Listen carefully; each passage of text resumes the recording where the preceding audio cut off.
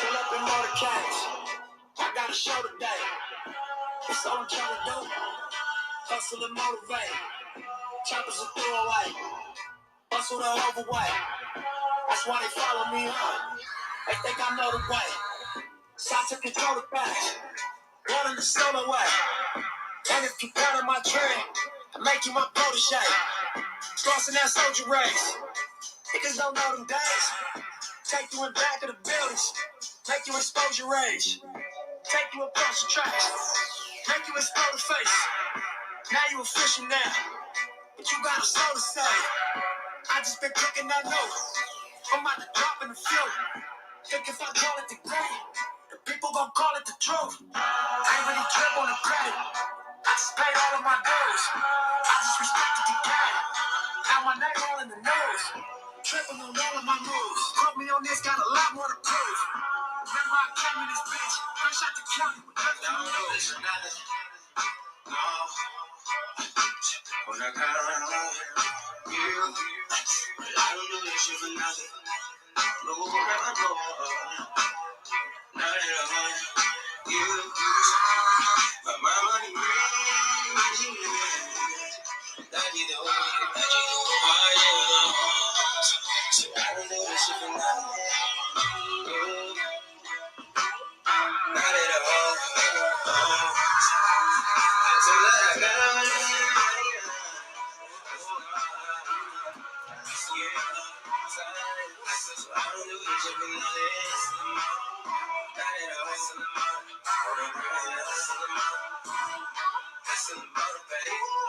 back in this bitch like I never left. Stand for some shit that you never read. Passing through stages in life, through the ups and the downs like it's all just another test. Live by the goals like a fucking wreck. I got respect in 100 sets. Too many tries need another chest. There ain't no games if it wasn't chess. Come from that closet you couldn't stretch. Come from that circle you couldn't touch. Heavily pressured and under stress. Even though niggas ain't show up, it was a mess. Honest attempt playing to the left. Judges young nigga by their dress. Left is no option, what they expect. Only thing we knew for sure is the band is set. Fuck living basic, don't take a risk. Fuck what they said, I'm saying this. Don't waste your time, it don't make you rich, it don't mean nothing, so fuck them, let's make a grip. Double up, triple up, make assist. Party so hard you can pay a bitch. Link to the lake if they wanna fish. Make sure them niggas around you stick to the script.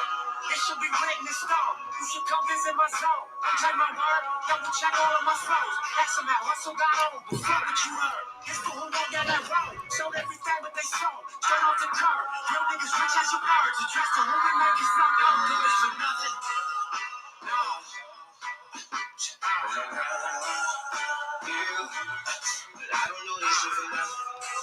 No, no.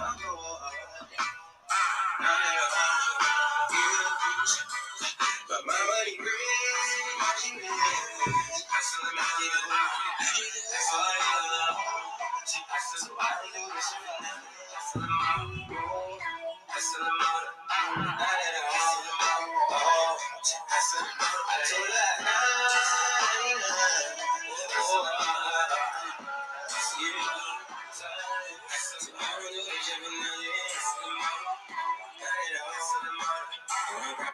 Hola, mi gente. Happy Hustle and Motivate Monday.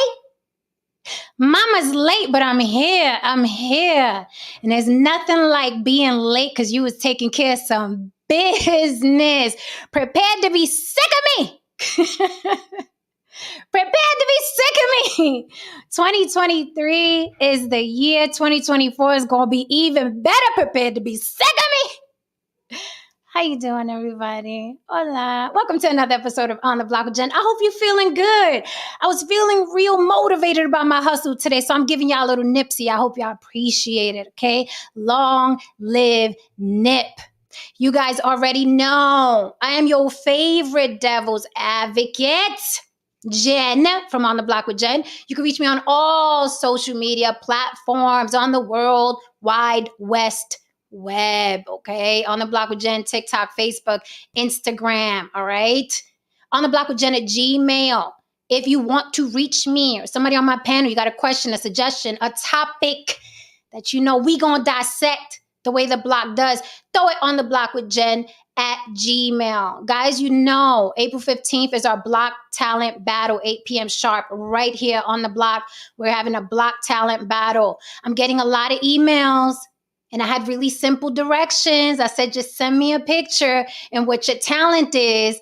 I got everything from people sending me pictures holding stickers. No lie. They were like, hey, I produce. Here are some pictures of me holding stickers. I don't know what the hell that means, mi gente. I said, send me a picture and what your talent is. Is that really that hard to understand? Just send me a picture of yourself and whether you sing, act, dance, play the spoons. It's so simple, mis amores. My God, how do you expect to be in the entertainment business if you can't even follow a simple direction? Send me your picture and what the hell you want to do on April 15th. Is it really that hard? That's why I say people like, well, you know, you're in an entertainment business and there's a lot of competition. No, motherfucker, there's a lot of people in the way. There's a difference between there's a lot of competition and there's a lot of people in the way. Okay? 80% of the people don't even fucking listen. All right. So with that said, Lord, over the weekend, a lot of things happened. And we're going to get into them. Without another further, let me bring my people up here, okay? This topic it is brewing, it is simmering, it is bubbling. A lot of people are worried about it. And I kind of snicker, but I'll get into why in a minute. Let me bring up my amazing co-host, Lily from YB Limited. I hope you're following Lily. Or what's the point, mi gente? Okay? You can share the love. It's enough for everybody. Share the love, okay? Hello, Lily. Are we vibing? What is going on, Lily? Listen, Bessie just walked out the door and he was laughing his I can't hear you. Oh, shit. You can't hear me. Okay, I'll be back. Okay. Me and my sister always vibing. We didn't even plan the royal blue. Do you see the vibe? Do you see when you find the right tribe, how you just be on a vibe? All right, as we wait for Miss Lily, you could hear her, George? I couldn't hear her. Holy fuck. Maybe it was me. Let me see if I can hear you, No Saint. Come on up here, No Saint and George. Say something. Hello. Hey, yeah, we're here. Yep. Oh, I can't hear y'all neither. Is it me? Yes. Yeah. Oh my God, it's not you. It's me. Let me unplug. What the fuck is going on? Testing, one, So what's two. up, No Saint? How was Hey, your weekend? George. How you doing? Yeah. You're at work, right? Yeah.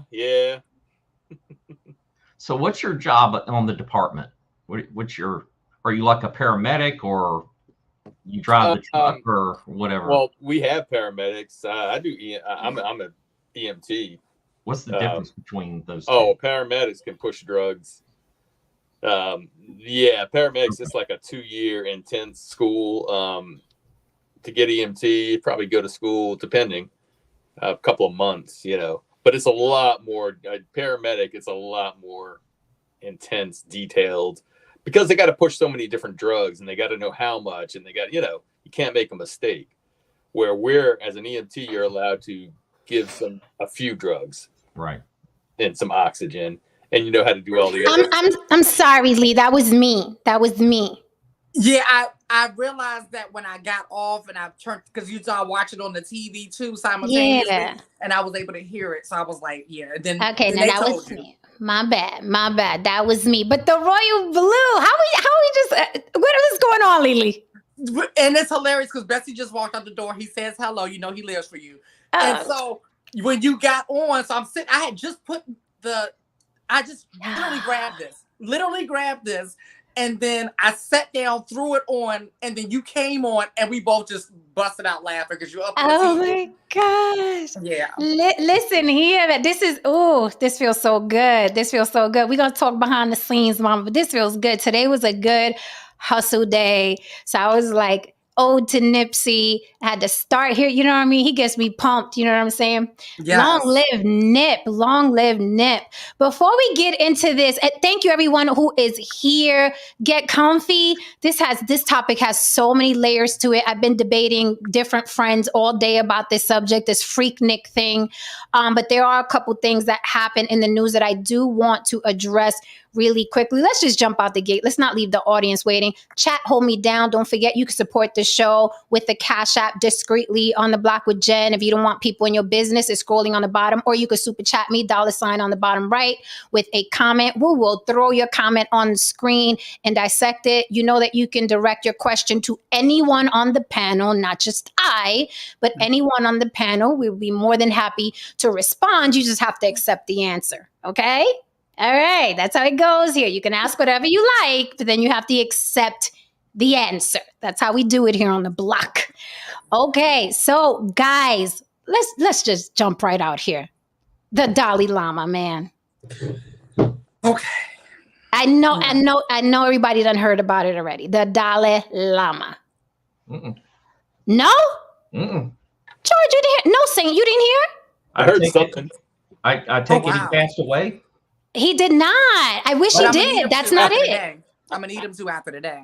Yeah. So apparently, first of all, you guys help me. You know a lot more about religion than I do. The Dalai Lama is a what? What is he? A Buddhist or? Yeah. Buddhist okay. So I'm in the ballpark. He's a Buddhist in India. Tibet. Yeah, Tibet. Tibet. Okay. So this nasty bag of rotting flesh and bone. Okay. There's a video that has gone viral. He's talking to this little boy and he pulls the little boy in and kisses him in the mouth, right? Very awkward, disgusting, like in front of the audience, pulls him in. And, little children just, they go with the flow, right? He kisses him in the mouth and then he puts his head on him and then hugs him. And then he sticks his tongue out and tells the little boy on the mic where everyone can hear, suck my tongue. In front of everybody. In front of everybody. If you're watching this and you want to know what I'm talking about, Google it real quick. We will be here. We will be here. It is the most repulsive. Okay. And I've seen a lot of repulsive shit. But for this man to be so bold, so brazen, to do this in front of an audience on a microphone, sticks his tongue out and tells the little boy to suck his tongue. And the little boy's like, I don't know. You know how children are. They're so innocent. So he was like, do I do it? Do I not do it? And you just ache for him and you want to reach through the screen and pound that bag of bones until there's nothing left but that fucking sheet he wears. Okay. So it went viral. Everyone is sharing it. And the Dalai Lama released an apology. So I was like, so that's how we're letting pedophiles off now, with a fucking apology? Is that what we're doing? We're letting them off with an apology? But this is what happens, right? When you take a human being and treat him like a fucking deity. Right. Okay? Well, yeah, I was about to say, he's considered holy. Oh. Yeah. Oh, okay. So this is what happens, right? In general, not just in religion, but that we've seen it on social media. This is what happens when you take a mortal, right, and make him a god, right? Where they start thinking, I am untouchable, to the point where now if he's doing that out in public, I can't even imagine. Okay, I can't even imagine what goes on behind closed doors. And if you're a Catholic, sorry, Catholics, but it is known as the largest pedophile database in the world. I didn't say it. I don't even think that's up for debate. Okay, I didn't say it. But if he did this in public, so now he issued an apology. Is that enough? I think he should have his tongue cut out, and you guys could quote me. I think the Dalai Lama should have his tongue cut out. So he can never stick it out again and tell a child to suck it. That's what I think. Well, first of all, there's a couple of things. Absolute power corrupts absolutely. So this is just another example of that. And the other thing is, when it comes to children and anything in this realm, like, this is where I believe that cruel and unusual punishment is applicable. Okay. And I am one of those people, if the topic of castration ever comes up on the docket, I will be the first one down to, to cast my vote for pedos to be castrated. I believe they all should be castrated. So cutting out his tongue is not enough for me. I need full-on castration. Okay. Partial castration maybe for this, because wasn't it, but still, I just, that was really, that gave me that when I was, okay, because I had to turn my head, honestly, because just I got to the part where he stuck out his tongue and the kid was coming his way. And I had to turn my head, but I could still hear the other part. And I'm like, no, I'm like, literally, like, this is not happening. Like, this is really not happening. So it reminds me of something that somebody I know always says: for every one thing someone allows you to see, there's 10 other things, at least 10 other things that they're not allowing you to see. Ooh. So if that's what he allowed us to see today, I can only imagine what we're not seeing. So, that's where I'm at with it at this point. I agree with Don. He said he was so comfortable saying that to that little boy, he must have forgot where he was. He looked quite comfortable. He looked quite comfortable. Mm-hmm. George, no saying, any comments? Well, go ahead, George. Go ahead. Okay. It's gross, of course, disgusting. Jabba the Hutt-ish, if you remember in the scene of the Return of the Jedi, very disgusting. People put these people on pedestals. They make them living demigods, and then they start to believe it, and they start to believe that, and he's got to be pushing mid 80s to 90s. He's been around a long time. It'd be interesting. I don't know if they'll have if he has done more. I don't know if it'll get out like it did in the Catholic Church or not, just being that it's a different place. I'm not sure that if you can get into that, the monks, the way the monks work or not, but it's disturbing. I didn't see it. Don't really want to see it. You don't. I just thinking about it, I swear to you, and I'm trying to finish this protein, but it turns my stomach just thinking about it, and just like not being there to help that little boy, and how I'm sure that the adults around there had it not gone viral would be like, well, the Dalai Lama, he is blessing you, right? And it's so it's so repulsive. It was so repulsive.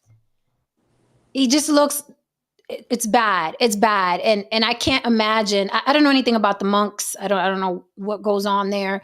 I just know any religion that suppresses men having sex or women having sex, some shit's gonna be going down. Yes. You cannot, obviously, not even with the Lord, can you suppress, in my opinion, sexual urge.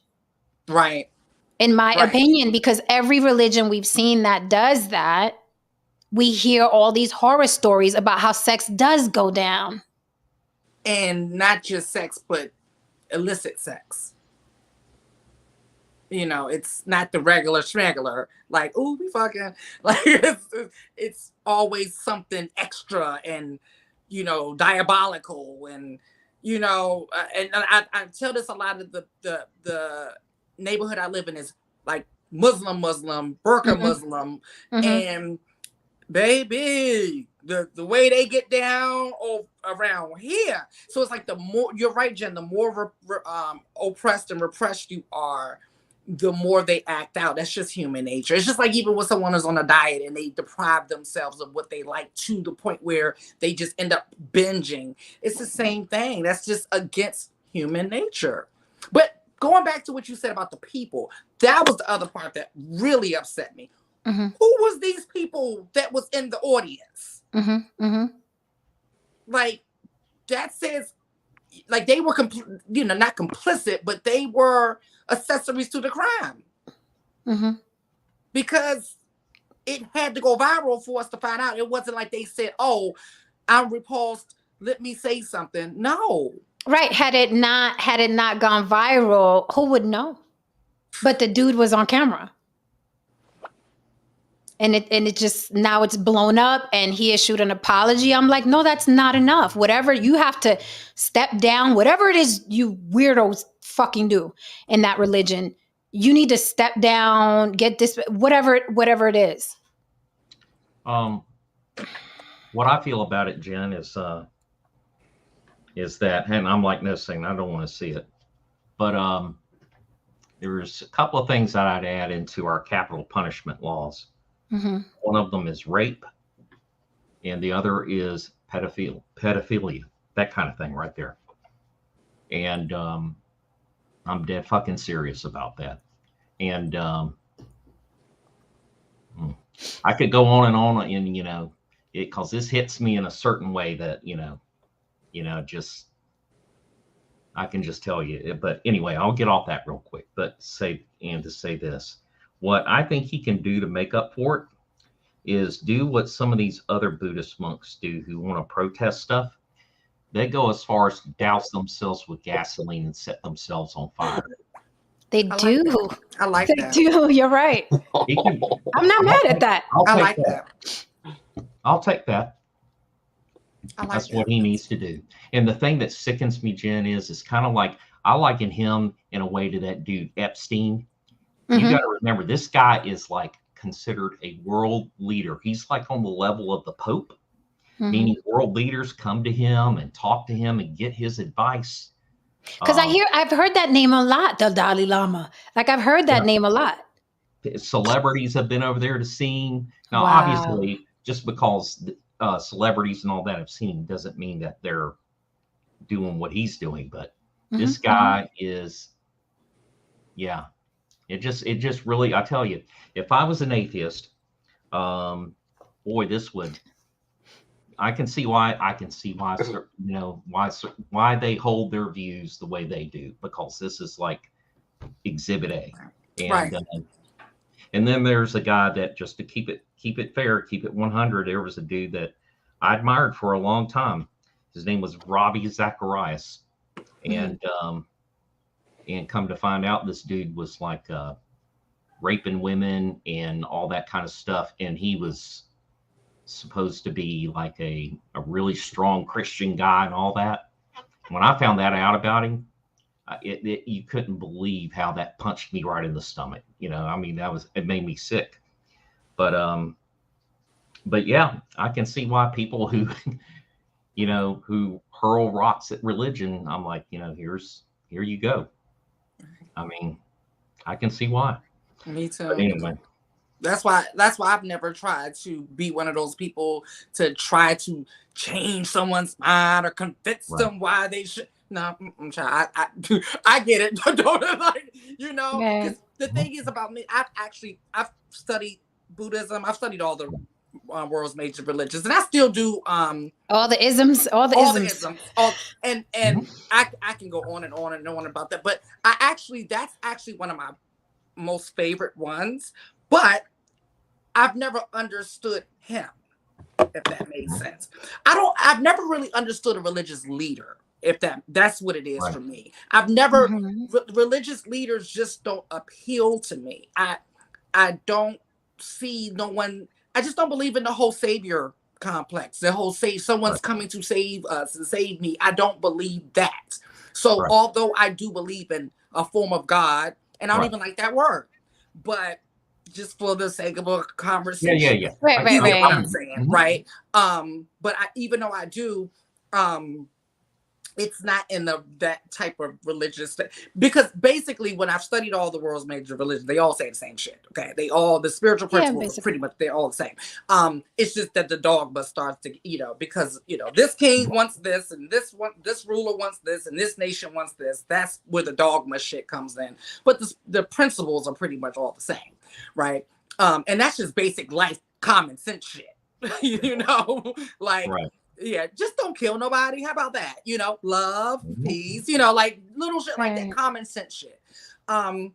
But this whole making a religious leader thing just has always been weird to me. And even when I was studying Buddhism and was like, oh, I'm liking this because it's more of a consciousness more than a religion, but it's still a religion. They always want to take that away from it, but it's still a religion because Right. you have the leader and the this and the practice. Those are still a religion. So that was always weird to me. And it was just something about him.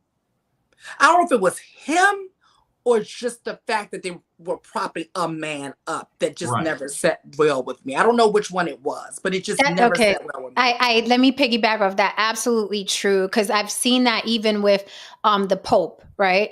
My family's religious. They're religious. Mm-hmm. I don't even like you, Lily. I don't like labels. I don't even like being called an atheist, but for the sake of conversation, so we could cut the conversation short. Right. Yes, I fall under atheist, whatever. Right.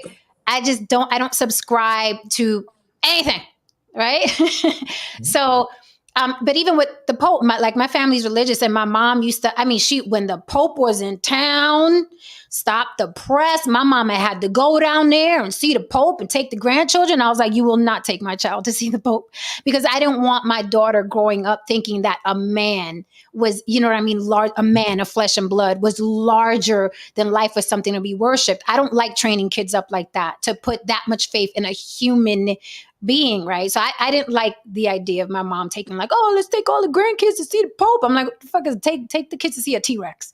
Okay, take the kids to see a fucking dinosaur. I don't know what, he's just a man. But it's what you said, Lily, was interesting, because if you notice, every religion has to have a fucking leader. And that's where the corruption begins. I don't care if it's Catholic, Christian, Buddhist, that's how we got the Dalai Lama. Once you put a leader in place, then that makes them larger than life. And we've seen that with celebrity worship, right? Beyonce with the beehive. Every picture she takes is like this with the halo around her, the halo effect. They know what the fuck they're doing, because they know 9 times out of 10, humans are going to follow. And we can even get off of religion, right? Because let's not attack religion. We don't have to attack religion to dissect. Anytime you create something where there's a following, there's a huge chance for corruption, period, whether it's politics, religion, or whatever. I honestly think religion is too good for human beings. That's what I think. Religion is too good for human beings, because there are certain rules in religion that humans of flesh, bone, and blood cannot live up to. They prove it for centuries. I don't care if it's the 10 Commandments. I don't care if it's the book of Job. I don't care if it's Genesis. I don't care if it's Buddhist. Religion is too good for humans of flesh and blood and bone. Thou shalt not. What? I'm fucking. Thou shalt not. What? He pissed me off. I'm killing her. Thou shalt not.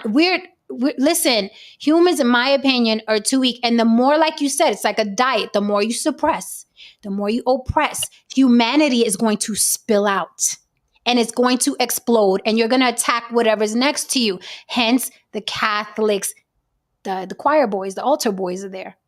Mm-hmm. So easy peasy. They're already here. I don't even have to leave here. I have to not have sex to practice this? The altar boys are here. Right? So in my opinion, religion is too good for humanity. It's nonsensical. We can't live up to it. We just can't. And we prove it over and over and over again. It doesn't matter what religion it is. So you don't have to pinpoint and attack any one religion. But we see it now tenfold on social media with celebrities now. These celebrities are deities now. Yeah. I wish you would jump in a chat and talk about Beyonce's wig. Right. They treat you exactly when you talk against Jesus. It is the same backlash. Yeah. It is the same exact backlash. Talk about Rihanna. Rihanna got the Navy, right? Jesus got the Christians. Rihanna got the Navy. Mariah Carey got the lambs. Beyonce got the beehive. So we see what happens when we worship people. The following becomes absolutely ridiculous. What do they call Andrew Tate's followers? I know they got a name. Well, help me out, chat. Well, I call them tater tots. Right. I'm about to say, like, that's what they are on this channel. So. On the block, they're tater tots. That's what I know them by. Right. I don't know what they're called outside of that. Yeah. They don't need to be called anything outside of that. They're tater tots. That's it. Yeah. Gullables. Yeah. So this is this is something. I'm like, something has to come of it, because I've heard the name a lot. I've even heard it in rap records. Like, I've heard the name, but I've never, because I'm not into religion, I never bothered looking up this man or finding out who he was. But everybody knows who he is now. Well, he's 80. I found out he's 87 years old. He's the 14th Dalai Lama. So when you say he sounds like he's been around forever, that's probably why. Okay, that's what it is. That's what it is. So it's like the Pope when they switch out the Pope. Okay, that makes sense. Because I was like, I've been hearing that like since I was a kid. Right. Okay, that makes sense. So it's like the Pope when they switch him out. Right. Okay, got it. All right. You know, that, because the more I'm thinking about it, I'm like, damn. I never had an urge to look him because even when I was studying the religion, I never cared about the person. I just wanted the information out of curiosity. But I'm like, I don't know shit about this man. And I know more about his religion. That's crazy. So and to Jen's point, and the reason that it's always about a leader is because people want to follow, and they want that father or mother. They want someone to guide them to what's right and wrong. You know, they need somebody to look up to. Yeah. And so this person, you know, whatever the dogma insert is, name. Yeah, insert name, but whatever the dogma is, then people start deifying them. Mm-hmm. Because they have some kind of spiritual connection to, you know, where they want to go, and that's always dangerous. And just like you said, it's if it's a rock star that has a huge following, you'll find a rock star will have groupies and take advantage of those groupies. You know what I mean? That power, like Lily was saying, they get power. And then they do what humans do. They exploit. You know? Right. Yep. Not race specific, not gender specific. Because I've even seen like celebrities, they take full advantage of, like, you notice Beyonce. Beyonce knows for a fact how vitriolic her beehive is. She knows for a fact. Okay. She knows for a fucking fact. She has a whole PR team. They watch los redes, social media. They watch it. You know what I mean? They tell her what's popping, what's not popping, what's happening, whatever. She doesn't even address them. She doesn't even address her beehive, but she knows damn well how vitriolic they are. I will give it to Selena Gomez. At least Selena Gomez is like, hey, don't bully anybody in my name. Right. Don't do it. Don't go after that one, and don't go after that one in my name. You have the power, right? When you have 300 something million, you know what I mean, followers, you can come out and make a statement, you know what I mean, and say, hey, if you guys love me, do not attack anybody in my name. Right. But they let, Nicki Minaj has, what does she have? This idiot? The barbs. Nicki Minaj has the barbs. Rihanna has the Navy. Beyonce has the beehive. Mariah Carey has the lambs. This shit is, these celebrities are now the new religion. They are. On top of the regular religion. But I think this is going to open up a very nasty can of worms for the Dalai Lamas with an S, now that I know they switch them out. I think this is going to open up a very nasty can, and there needs to be an investigation now. I think so too. Because that was absolutely repulsive, and he was way too comfortable. I was like, again, I felt like the Twilight Zone, like the monster on the wing. I'm like, is anybody fucking seeing this? Can somebody come look at this? Am I seeing that? Come see what I'm seeing. And everybody was just around like, oh God, it's the Dalai Lama. I'm like, get that little boy from over there. What are y'all doing? Yeah, that goes to show you the what he's held as, that they would allow that to go on. I think, Jen, just as an aside, I think Buddhism is the closest thing to atheism you can get. And still really? Yeah. How so? Elaborate, please. It's a consciousness. It's more of a it's definitely not, it's not a religion in the same until you add that man in and the worship and all that other stuff. Right. But it's very common sense. It's very simple. It's really simple and common sense, really. And then the results kind of produce itself, if that makes sense. It's more so, it's like the closest thing to what I follow, if I would say that. Like, what do you mean the results? Is it like The Secret, like the book The Secret, or like the art of? Kind of like that, yeah, like that. You know, law of attraction. You know, the law of the universe. Yeah, universal laws kind of situation. Yeah, it's like Neely said, it's like a consciousness. They don't really worship God per se. It's just that the Buddha was the enlightened one who came down and taught them, the eightfold. What is it? Oh, the fat guy with the belly. Yeah. His ass. Yeah. I'm so glad I don't know about this shit. I cannot. I cannot. Humans are weird. With all due respect, I don't want to offend anybody, but that secret is pseudo as hell too. And if you look into the you can look into the history of it. Let's offend people. This is the block, no saying. Yeah. That's nothing new. That's nothing new. That whole secret thing that's been ancient. Around for a long time. That's ancient. Yeah. So it's just repackaged. It's just repackaged. Yeah, that's been around a long time. Those TV evangelists do something similar when they tell you to sow a seed, $1,000 seed into their ministry, and then something will come from that will bless you. And they'll quote all these scriptures out of the Bible, So. Oh my God! I listen. I'm in the wrong business. I'm gonna get me a halo, and I'm just gonna put it behind me like this. Yeah, you can say, Jen, I can hear you now. You can plant a seed on the block with Jen into my garden. I'm gonna. Each seed is $9.99. Just $9.99 for this seed. And they will plant your seed. If you package it and present it and market it right, because all you gotta do is just market it. Everything is marketing. Everything is marketing. Every single thing is marketing, right? But this is the thing. There's a couple of things too. A couple of things here.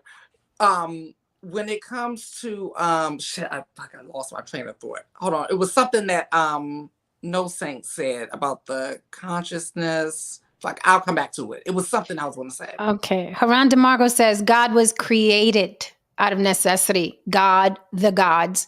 Greek mythology, sun gods from old civilizations. Most people require God to be given a sense of purpose. They need to follow something. That's what I was going to say. That was the point. I was going to say that people need something to follow because it takes the responsibility off of them.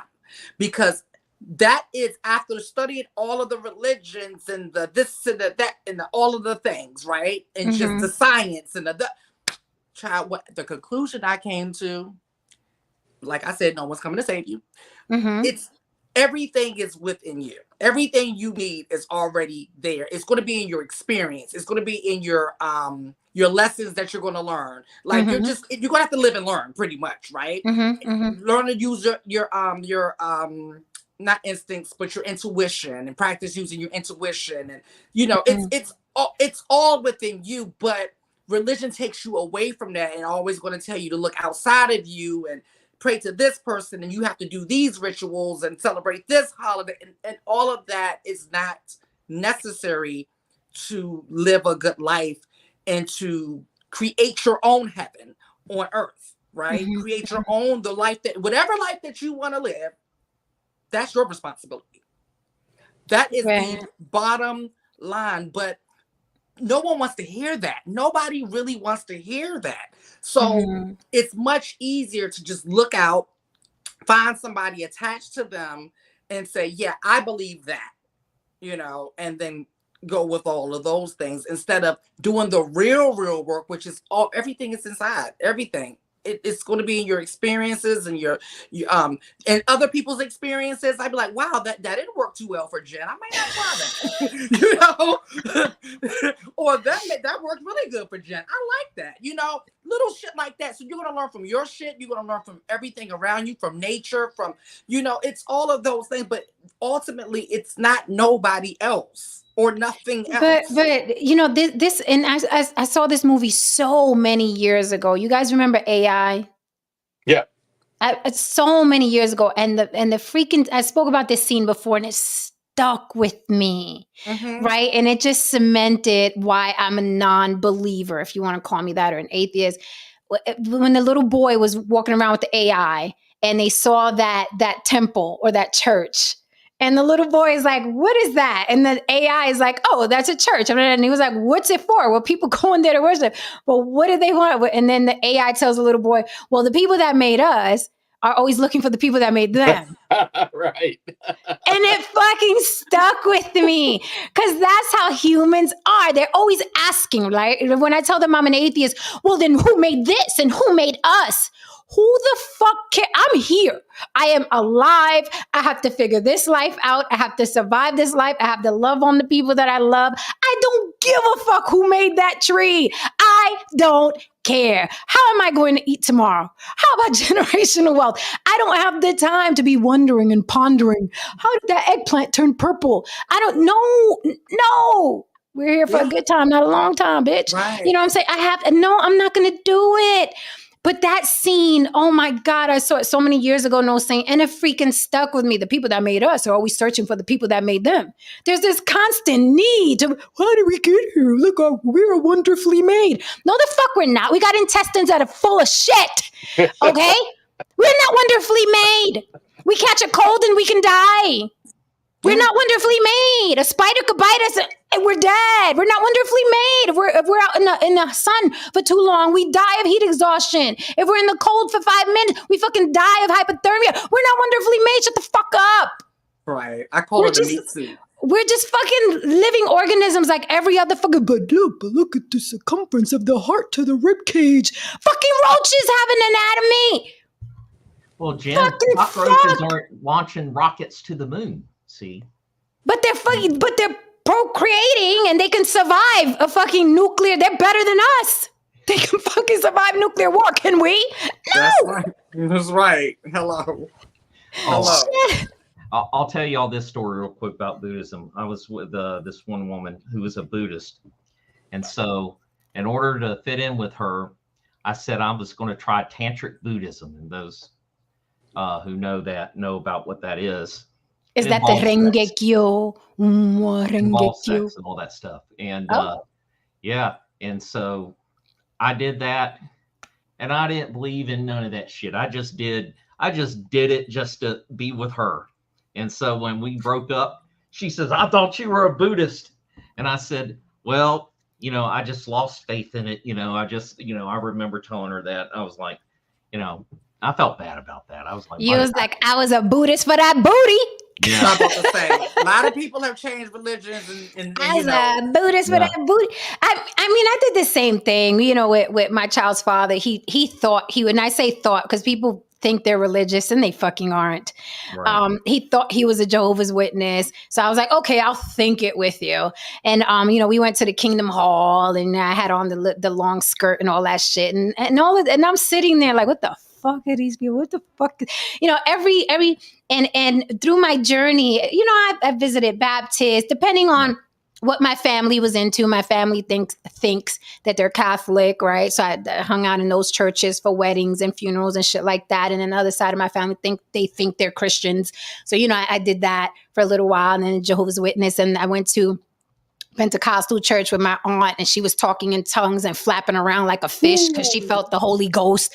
You know what I mean? So I've seen all. Yeah. I've seen all kinds of shit. It was traumatizing. By the way, I was too young to see my aunt flapping around like a fish. Yeah, that's scary shit. It's fucking scary, okay? And the speaking in tongues and shamalaya and blah, blah, blah, you know what I mean? And every time I'm sitting there and I'm like, Jen, why are you here? Why are you here? Like, right from wrong. You don't need any deity to tell you that's fucking wrong. When you did that to that person, didn't you feel bad about that? Like Lily said, everything that you need is within you. You know what feels good and what doesn't feel good when you deal with other people. Like, if you're mean to somebody, don't you think about it after? If you're not a psychopath, you're like, damn, I shouldn't have said that. That was I'm sorry, right? Yeah. Like it's within you. So I'm like, I'm not looking for the one that made us. I'm not like AI. I'm not in this. And then some studies say that humans are born with the need. Yeah, I don't know. A deity gene. Right. They have a deity gene with it. I'm broken. I don't have it. Mm-hmm. I'm broken. I don't have it. I don't, who made me? Like, I guess I'm broken. I don't have it. Yeah, I've always been a naturally curious person about every fucking thing. Same. Like, everything. Like, the who made me, who made this, how is this turning like this, why is the light on? Like, that's like, I used to literally break all my toys like that. Because I would take them apart because I'm just trying to see how it's doing. And I can't put it back together. So no. that's my nature. So, but I get it though. And some people are not. Like, some people are like, I don't give a fuck. And I feel like all of those are right. Like, I don't feel like there's nothing with it. But then people who are like me will try to tell people who are not that they're wrong because I'm like, no, that's just how they're built. But I will say this, and the religious people are not going to like it. I will say this. I think religious people are more dangerous for humanity than atheists.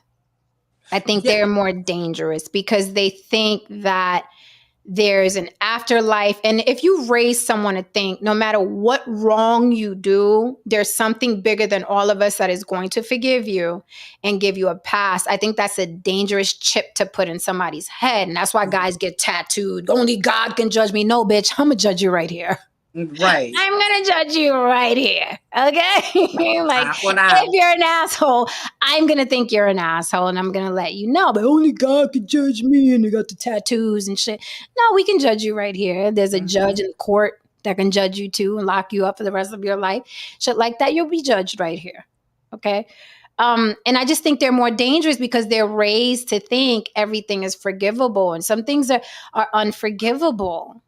They're just unforgivable. Some things are unforgivable. There's no, but if you're raised to think that, well, no, you can't judge me. God can judge me. No.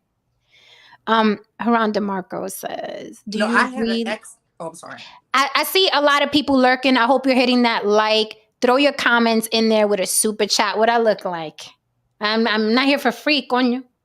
Haran DeMarco says, do you really think the average person has the capacity to make an individual decision without the assistance of a politician, a god, or a talking head?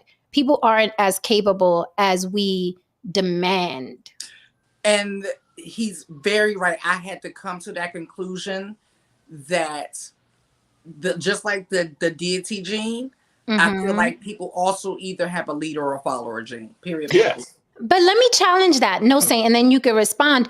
Let me challenge that. Are we really born with a deity gene? And going back to what Haran said, people aren't as capable as we demand. But if you are raising a baby from infancy, that there is something bigger and greater than him, are you the one instilling the gene? Are you the one? Like, if a child is born out in the jungle, it's kind of like if a tree falls in the forest, will we hear it? If a child is born out in the jungle and you give him nothing, that child is going to be like, I need to survive. I need to eat some shit and I need some shelter. I need to eat some shit and I need some shelter. Is that thing going to grow up? What made me? Or is he going to be thinking, I need to stay warm and I need shelter and I need to eat some shit? Well, actually, that's actually how a lot of religions got started. With the example you just gave, because they started worshiping the sun. They worship whatever they can't understand, whatever they perceive to be larger than them, right? Gotcha. So that's how they ended up worshiping just the tree and the sun, the water. So yes, there is some validity to the deity gene. Although I haven't done enough research. Okay, so I'm broken. Yeah, I haven't done enough research on it to know. But then the other part of what Haran was saying, the reason why I feel like that people are just leaders or followers, I had to come to that conclusion because he said it right. Like, I was giving humans way too much credit, right? And I was getting so frustrated because I'm like, what the fuck don't you all understand? Like, this has been my whole life. My whole life has been like, what are y'all doing? Like, seriously, like as a kid, my brother, my mother, they will all tell you, I'd be like, none of this is making sense. Like, I would say that all the time. I would come home from school, I'm like, this doesn't make sense. Like, I don't care how many people say it, it doesn't make sense. I was down for them snacks at Sunday school across the street though. That didn't even pay me off because I was I was like, I'm gonna get cookies with that old lady that talks about some guy named Jesus. Yeah, no, I used to take the snack and sneak and go take it outside, and I'd be hanging out with the people on the corner outside. Like literally, that's what I did. It was crazy. Yeah. Who's Jesus? Oh, he's the guy down the block. Right. Thank you for that. Thank you for that Cash App that just came through. I appreciate you. I think Lily's right. And I think that in order as humans, now we're just on a mega scale. We have a lot of people, but even when you had a small groups or small tribes, there you have to have people that are willing to follow, because if everybody's a leader, then nothing's going to get accomplished. So I do believe that she's right, that some people are born leaders and some people are born maybe to step back, and then maybe they have other strengths. You know what I mean? So in that sense, and that comes back to the thing where I say there's people are looking to follow. They're looking to follow somebody, and they're looking for somebody to guide them into the afterlife and to, everlasting. And they're looking for answers, and they get the answers from this person that's reading Bible, that's telling them, there's a God out there that's creating all these things, and there's a plan, and you're special, and we're really not. And so for you, Jen, you're probably a leader.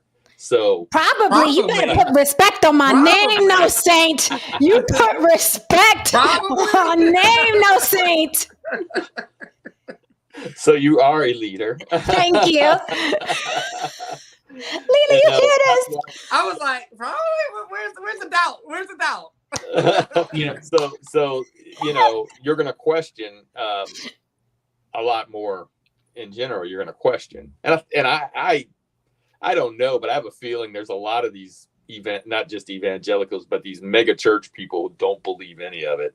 No, I read a book called Imagine There's No Heaven. It's a small book, and it literally spoke about that the leaders of mega churches are atheists themselves. And then it made sense the way they explained it, because you can't really serve two masters. Like their goal is to make lots and lots of money. So you can't exist in that world and then also exist in the world of religion that's very humble, right? Jesus wore sandals and spoke to people by a tree and prayed with prostitutes. They're like, how much money did we make in tithes this month? So you can't really have both feet. So I get it. The way they explained it, I was like, this makes perfect sense, because if you're a CEO of anything, your goal is money, right? Keep the business going. You're not thinking salvation. Who gives a fuck about salvation when you got the congregation, throwing money at you? So it was an interesting book. I've seen it firsthand, because they mask it in saving souls. Like, we need to get people in here so we can save their souls. No, each ass in the seat represents tithes and offering, because once you sit your ass down, then especially in the Black church, then they're going to bombard you of why you have to pay your 10%, and and how if you do, you're going to be blessed. If you don't, you're going to be poor, and they just berate you with that, right? And then the other thing is, because if it was done in the way it was supposed to be done, really those tithes and offering are supposed to go back to the community. Like all the nonprofits. Right. Oh, let me not get on nonprofits. Oof. And Lily, I think you said you were Jehovah's Witness, right? Is that what? No. Oh. I dabbled in Jehovah's Witnessy. Oh, okay. Jehovah's Witness tree, whatever the say is any kind of a off the fringe mainstream religion will hit you like for that 10 to 20%. Like for me, for us, it was like there was almost 30%. It almost ended up being 30%, but you had 10% for the church, 10% for all the feasts that you're going to go on, being that it was a, kind of Jewishy type religion. And then another 10% for whatever. And then you got during the special holy days, they're going to pass the plate around. Oh, they worse than my agent. Oh, make you feel guilty. Like, if you're not putting money in that plate. Pause real quick. Thank you so much for that Cash App that came through, sir. Thank you much. Appreciated. Havran Zamarco, you're up here, but I want to read your comment. Most people are naturally afraid. Their fear makes them controllable. That's very, very true. That's another thing. I don't fear death, right? And I don't fear after death. And I guess that's why you can't get me with the "you're gonna burn in hell." Like, okay, all right, whatever you say, ma'am. I've been there already. Yeah, right. It's like, yeah. Oh, okay. Yeah. Oh, all right. I'd rather, you know what gives me I'd rather believe and then find out that there isn't one. Then all right, good luck with that. Like, I don't know what to tell you. I only wish they could find out. The problem is they'll never know. And that's what bothers me. I said, I wish you would know that all this is bullshit. I mean, but if you know, I'm okay to go. I'm okay to follow her there. We need to segue. So Haran, you can say what you like about this religious thing, and then we are going to segue with this fucking hilarious ass comment from Tristan, who says, "I heard the mothers of the men from the Manosphere are getting a documentary." Give me one. Freaknik bitches. Go ahead, Haran. You know, I was online and I saw, you know, all the black folks clutching their pearls and shit like that when the Dalai Lama was asking for his tongue to get sucked. Man, and, you know what I mean? They were just like, oh, and I'm like, yeah, but there's a lot of pedophilia going on in the black church too. Oops. A lot of shit you motherfuckers ignore for generations. Yeah. You like to talk about it as if it's some sort of localized situation, like, oh, it only happens in the Catholic Church. Oh, it only happens in you know what I mean, in Buddhism or whatever, or in China, the Dalai Lama. Oh, it only happens over here. No, it happens in all religions. That's some white people shit. Yeah, that's some white people shit. You know what I mean? And ironically, a lot of you black churches are doing some white people shit. If we're gonna use that. If we're gonna call it that, and maybe if a lot of brothers actually showed up in churches instead of, having it run by women and gays, then maybe, a lot of this shit wouldn't be going down. But anyway, that's a completely different topic, But let's segue into, somebody finding out their mama was a hoe. Didn't I say that plenty of times before? That you gonna find out one day that a lot of your moms was out here doing some shit. So peep game.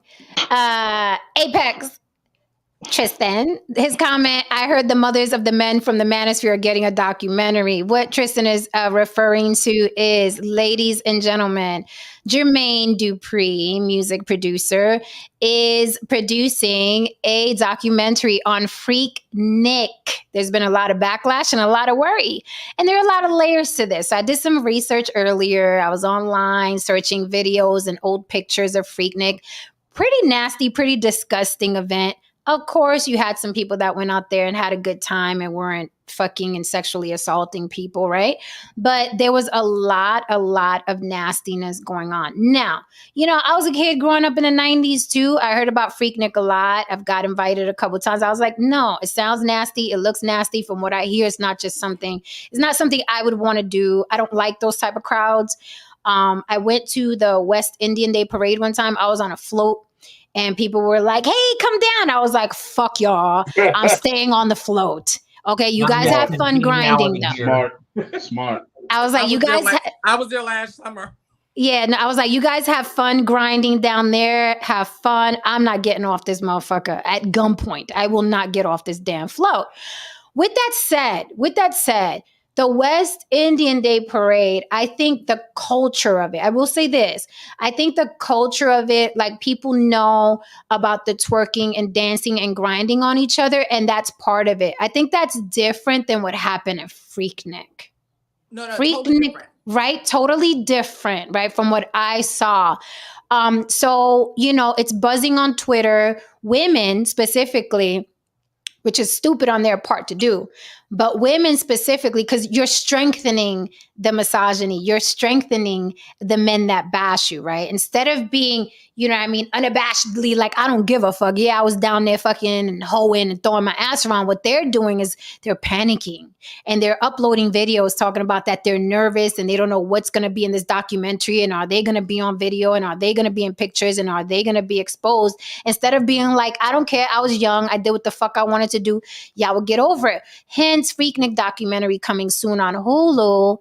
Are women at risk? And is this going to be weaponized versus women? I say yay, because the manosphere, the Black manosphere specifically, is constantly looking for ways to bash who? Black women. The majority of women at Freaknik were Black women, right? So is this going to turn into a backlash where it's weaponized against Black women on social media? I say fuck yeah, because that's what the Black manosphere is well known for, and that's what they do. Now you could retort and contradict and rebut. You could even come up on the panel, but you got to say it with your face. But there's an irony in that. There's an irony in that, Jen, because you're absolutely right. But there's an irony in that, because yeah, you can go up there and with your red pillish bird chest and puff out and so on and so forth. Mm-hmm. But yeah, what if you related to one of those women getting slutted out on the camera though? And I'm sure you probably told everyone in your life that your bloodline was filled with all kinds of, prude women and women who are respectable and so on and so forth. So here's the thing. I love that this is happening, because now we really have to revisit the concept that we constantly keep shoveling in the world, that social media destroyed these women and social media created this world. But like, no, social media didn't create shit. People out here fucking way before that shit. Like I told you, Jen, pretty sure, after the Constitution was signed, somebody probably got some head. You know what I mean? Somebody, somebody, look, fucking, Thomas Jefferson went down and blew his load in a couple of slave faces, in celebration of the great new world. This shit has been happening for decades, man. Yeah, when you're talking about this, what I think's interesting is this. I think what happened to people that were long ago murdered people, not thinking that one day there might be something that's invented that would link you to that murder called DNA, right? It's the same thing. Because I'm going to tell you the experience. Mardi Gras, back in the late 80s when I was going down to Bourbon Street, and today is totally different. Not nearly as many people are stripping down as they used to. Why? Because everybody's got a camera, and it can be posted worldwide and never go away. And that's what I noticed. Like, I come back, I'm like, wow, man. Like, yeah, there's people that don't care still, and that's fine. You shouldn't really care, but I get it. I get some people have a reputation to uphold and stuff. But yeah, it's like now they know, like, they know that like, it'll be forever. Jen, it's like I always tell you. You had to develop it, you had to develop the pictures and. That's like I always tell you, Jen. The only difference between a hoe and a good girl is proof. So all them questions about body count, some shit is fruitless. Mind your motherfucking business. Find a woman that you guys are on the same page with, and go about your fucking life. Because she can tell you any fucking thing. And she probably told you like, oh no, I only fucked with like 3 dudes in my life. But you about to find out via HULU that she was getting a train ran on about 5 guys. So you know what I mean? She probably told you like, yeah, I only fucked 3 dudes. But she didn't tell you that there were 2 more simultaneously happening at the same time. So, all this shit is just like, so what? Look, the way you win at social media, I don't understand why people don't understand this. The way you win at social media, you just be a fucking person, man. Yeah. Just be a fucking person. Stop lying. You know how many red pillars get exposed for taking out the trash, and you rubbing your girl's feet. You're doing all that shit. You tell people, or living in a van, living in a damn van, or couch surfing, or couch serving. Telling all these motherfuckers all this shit, trying to make it sound like you a pet, you a player, but meanwhile, or living off your mama. Your mama's paying your bills. Your mama's secretary. Cash apping, motherfuckers, and all this other shit. If you just flat out say, hey, look, man, It is what it is. It's hard out here for a pimp. I done did some things and move on. Can't nobody get you with, you know what I mean, hit you with a gotcha moment. Can't nobody get me with a gotcha moment. You know what I mean? Nobody. I'll be the first one to tell you I wasn't shit. I'll be the first one to tell you I was a terrible boyfriend. I did this, I did that. Can't nobody get me with shit. You ain't gonna spray me with my own humility, Haran. It's really what it is. You know, it's what? Humility in that you don't put yourself above others. Nah, I don't, because let me tell you something. When you come from a world that I came from, and I came from the mud, as we say.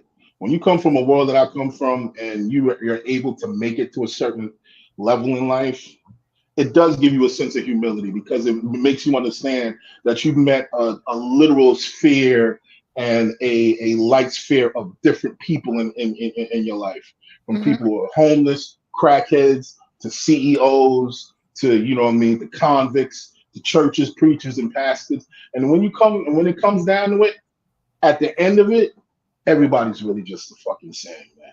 They're just in different fucking sections. Right. But they're really the fucking same person. Well, Jen, just real quick for me, I don't think it's not going to do anything what has already been done. Okay.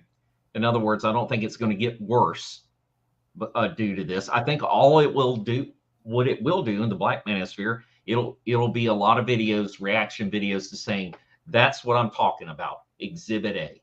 Okay. And guess what? White people had spring break, Panama City, Miami, some of the same shit went on. Burning Man. Yep. All the shit that went on there. You know, there's a documentary. Yes, that's what I was gonna say. There's a documentary about Woodstock. I'm not talking about the original Woodstock. I'm talking about the Woodstock in the 90s. Oh, that shit was worse. And there wasn't. Yeah, that was much worse. But you know, I have a hope, but I know my hope is going to be probably let down. What I'm hoping is that they highlight more of like the sexual predators and things like that. I want to see them put their picture up, like, you know, put all their pictures up. I want to know who they are. Who are you? You a CEO today? Okay, Mr. Right. No, they passed this. They the motherfuckers. They the motherfuckers scoffing at the Dalai Lama getting his tongue stuck. Yeah, I want to see them. That's who they are. I did see when I was researching and watching the actual footage from Freaknik, where they were interviewing police officers, and the police officers were literally saying that they're trying to prevent rapes out on the street. Okay, they was like, it's getting really hard because there's so many people, but we're trying to prevent, you know, women from getting raped or groped. And then they had video where women were walking by and like packs of dudes was grabbing their titties and their asses and slapping them on their asses, and the women were arguing with the dudes, and then the dudes were like, well, you shouldn't have came out here dressed like such and such, like justifying like you come out here. And then they showed I saw other footage. It's MTV's True Life 1998. It's on YouTube. Yep. And they were showing where a mob, they called it like a swarm of bees, and they even did like the bee sounds, and they were ripping this girl's clothes off. Like, can you even imagine being a woman in that crowd? First, she was like dancing on the car, and then they brought her down or whatever, and a bunch of men just started tearing at her clothes. Yeah. And she was in the middle of that mob. And those are the things that were going on in Freaknik. Now, of course, you know, MTV True Life, they did interview some people, and it's like, oh, every time Black people get together, they're always stereotyping, and it's not all bad. Like, I'm here and I'm having a good time. So, I mean, what do you think about that? Do you think that people are purposely going to try to make Freaknik like some free-for-all, barbaric bunch of animals? Or do you think that it was 50-50? Some people were just there having a good old spring break time. Or whenever this demographic of people congregate, like we see what's happening in Miami in spring break. They're trying to keep these people out of Miami now. Oh, I was there the last 2 years. But you know, Agent Smith, they're a virus, right? Well, you know how I feel about him. Well, Jen, you know, look, let's just call it what it is. One girl said that WAP should have been the soundtrack back then, and I was like, sweetie, based on what we used to listen to back then, Life is pretty clean. Yeah, we just won't admit that to you. See, sexual culture back then, violence back then, the police back then was just different because there was no cameras, there was no proof. You know what I mean? A lot of stuff that goes on now, there's some horrible things going on now in terms of police, in terms of the things that we see at spring break, in terms of all the other shit. But let's be real with each other. The stories that we've heard when we were coming up at these places, the things we probably saw from a distance, you know what I mean, so on and so forth, pales in comparison. So them kids will probably sit there and they'll probably sit with, and they'll be well in the right. Those kids will probably sit there and probably be like, but wait a minute. Y'all motherfuckers made us into villains. And look at the shit you were doing. This shit is worse. And they will be correct in saying that. Yes, they will. That it was worse. But I think that's with every generation. But does it come from a place of hypocrisy, or does it come from a place where it's like we as older people don't want to see young people do the shit that we did? It's a little bit. It's a little bit 50-50. I think it's 50-50. If that. And because you're not, I mean, you're not going to want the youth to go through what you went through, knowing what you went through and what you did and how it didn't turn out. Eugen, myself and Lily, you know what I mean? Yeah, it comes from a place where it's just like, you know, we see, we're from certain spaces. We see what can happen, blah, blah, blah. We don't want you to go down that road. Right. Other people, like those black women who are afraid, I think it comes from a space of hypocrisy. Okay, because I don't give it. Although Cardi B, Ice Spice, and the like repulse me as artists, you could throw Meg Thee Stallion in there too. Repulsive. If Nicki Minaj too, like if all your talent is wrapped up to the crowd cheers when you turn around and bend over and twerk, you're hot garbage to me, right? But whatever, right?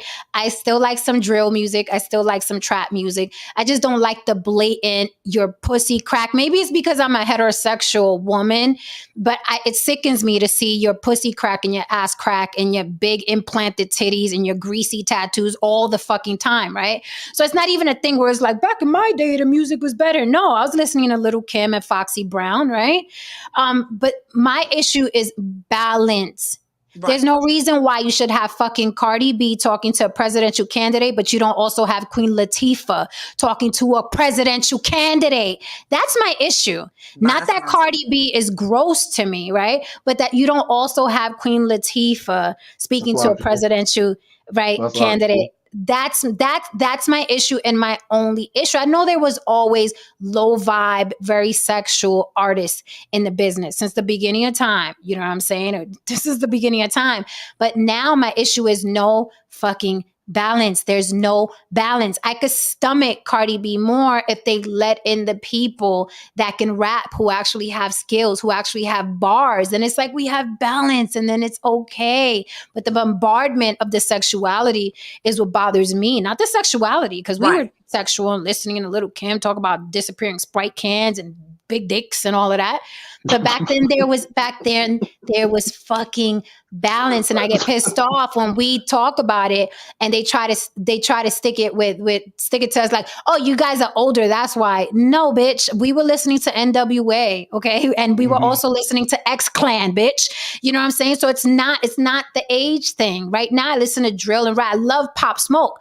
I just don't want to see y'all bend over every time it's a female rapper. That's all. That's it. That's the only thing I'm saying. You know what? I can agree to that because personally speaking, especially when I go to the gym, I just can't, I can't connect with today's hip hop because, especially a lot of the stuff that guys do, it's not that it's like, oh, it's not that real rap.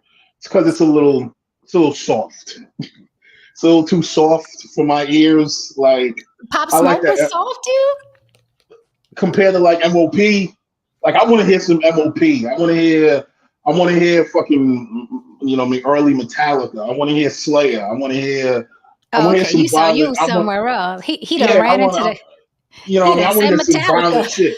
You know what I'm saying? I like MOP. I listen to OG rap. I listen to aggressive shit all the aggressive shit that we used to listen to. That DMX, right? DMX, all that. I like that shit because it gets the adrenaline going. You know what I mean? I can't do curls listening to Drake. That's just not my thing. I can't do girls listening to Drake. Drake is what I call easy listening rap.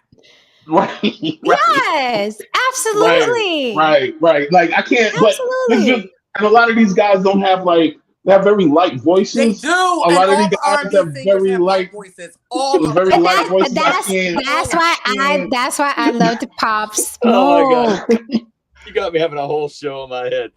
Like these guys are very. I tell Jen all the time. I'm like, I ask Jen, I'm like, why are these guys so effeminate? You know what I mean? They you know what I mean? I just can't get into it. But to your point, Jen, I understand what you're saying. But there was 2 Live Crew, but then there was Hammer, and then there was G-Rap. You know what I mean? There was balance. You could choose certain things. You can't really choose certain things. There's no everything just feels monolithic. There is zero balance in female rap. Zero. There's no balance. Lauryn Hill. There hasn't been a Lauryn Hill in a very long time. Zero. The guys have balance. They got the easy listening Drake. Right. You got your hardcore rap, your drill, your trap. You know what I mean? They got all, a variety. All the bitches rapping now were strippers or acting like strippers or want to be strippers or dressing like strippers or talking like strippers. Even the ones that don't strip. And the R&B people. Now you can throw the female R&B ladies into that category now. Now they're strippers. Because Meg Thee Stallion, didn't she graduate from something? And she's up there, her ass cracked, right? Acting like she used to dance for dollars, like Cardi B. She actually from a middle-class family. Yeah. That's my point. Yeah. She's actually from a real good family, like a really 2-parent home, like. We need somebody. You remember when 50 Cent came out, the way he exposed Ja Rule? Like, we need a female rapper. They need to give a shot to a female rapper to expose all these bitches, right? Like, I didn't even know that about Ja. Clarence's parents came from a very good marriage. Like, that's what these bitches need. They need somebody to come out and do that. Man, they fucking lucky I'm not a rapper. My thing with the females, like for about almost a decade, we only had that one lady dominating everything, Nikki, right? The pink lady, right? And we had Nikki, right? And then we started getting a flood of women coming because the whole time we only had Nikki. I was like, okay, I need other women, like I need some other girls. So all of a sudden, a flood of other girls came in, and I was like, "Yay, they're here!" Then I looked up and I was like, "But everyone's rapping about their pussy." Everybody. You know what it's akin to? You know what it's akin to? And I might get smoke from this. I might get smoke. Bring it on the block. I might get smoke from this. Let's go. But the thing about you, Jen, that makes you funny, and I actually laugh at some of your shit. I don't laugh at most women's shit. Most women are not funny to me. Most women are just not funny. They try to be, and a lot of times if I'm trying to beat, I'll give out the little laugh or whatever.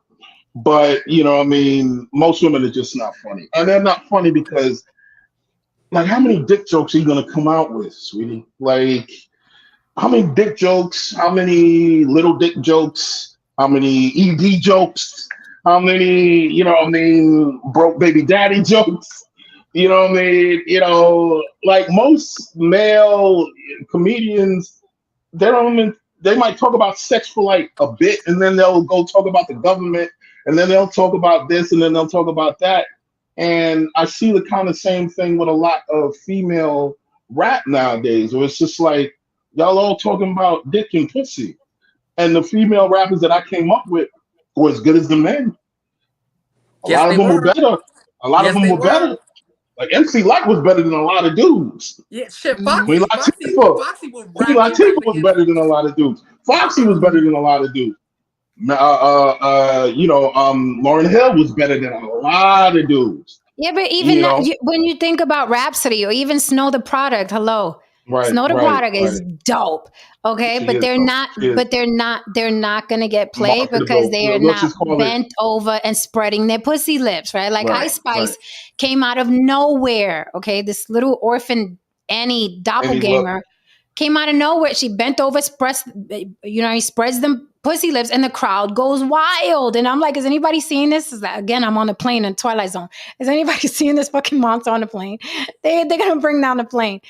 I do want to address this comment. Simeon Hibbert says, yes, it was a long time ago. We have fun. Get over it. Who do you want to get over it? Because there is a man behind the production of this documentary. There is a man. Remember I told you, Lily, before, social media is on a loop. Yes. This is an old fucking story. Freaknik is hella old. Now they bringing it back up and kicking the shit around, and it's going to start stinking, and it's going to be weaponized against women. And I just don't understand the videos that I've seen of women panicking on Twitter, because there's literally women on Twitter like, oh my God, aunties, we're in trouble. If you did X, Y, and Z, you better start explaining to your men now. They better untuck their nuts and be like, I did what I did. You're right. I did what I did. But you know what, though? If you kept it real from the jump, sweetheart, you wouldn't have that conversation. Mm-hmm. If you kept it 100, if you kept it 100 from the get-go. See, I'm the type of person where, like I said before, everybody has secrets. You just ain't get to your shit yet. Hold on. Let me block somebody real quick. Get him the fuck out of here. Let me chat. You have wrenches for a reason. Beat these motherfuckers over the head, okay? If they don't want to be here, get them the fuck out of here, okay? Well, Take Records absolutely right. Take Records absolutely right about Boss. I think she died from cancer. I think she died from cancer. She was having some health issues. I remember Boss. Boss. Mm-hmm. Well, it was exposed. Boss. She was on Def Jam. It was exposed like a little bit after her album came out. I remember this. That she came from a middle class family. She came from a nice middle class family. Back then, that was death. Yeah. If you wasn't real back then, if you was rapping about that. Right. If you was rapping about that, like nobody came from Will Smith. Yeah, they found out he got his ass whooped. You know what I'm saying? Oh my God. So I did earlier. Check this out. Earlier, I was I was discussing this with a couple of my friends. And they brought up the Me Too movement, and there was like, a lot of guys, they may be using this. There's another layer to it, but I was like, right? He was saying that maybe this is going to be used as get back to women for the Me Too movement, because women have had men on the chopping block for a couple years now for men being too forward, too aggressive, rapey or whatever. And they were going to use this Freaknik thing against women to show that women kind of, sort of, not in so many words, are out there putting themselves out there, and now they want to all act innocent. Of course, these are all blanket statements. That's the issue with these situations. And my thing was, it doesn't matter. Like, I know it's foreign, because even I saw this in the footage, in the Freaknik footage, where men were saying, well, you come out here with short shorts, what you expect, right?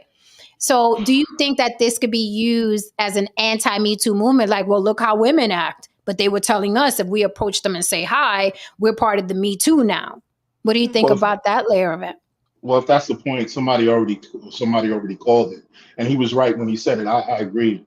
Dave Chappelle said it. What? He basically said, I think it was the first special.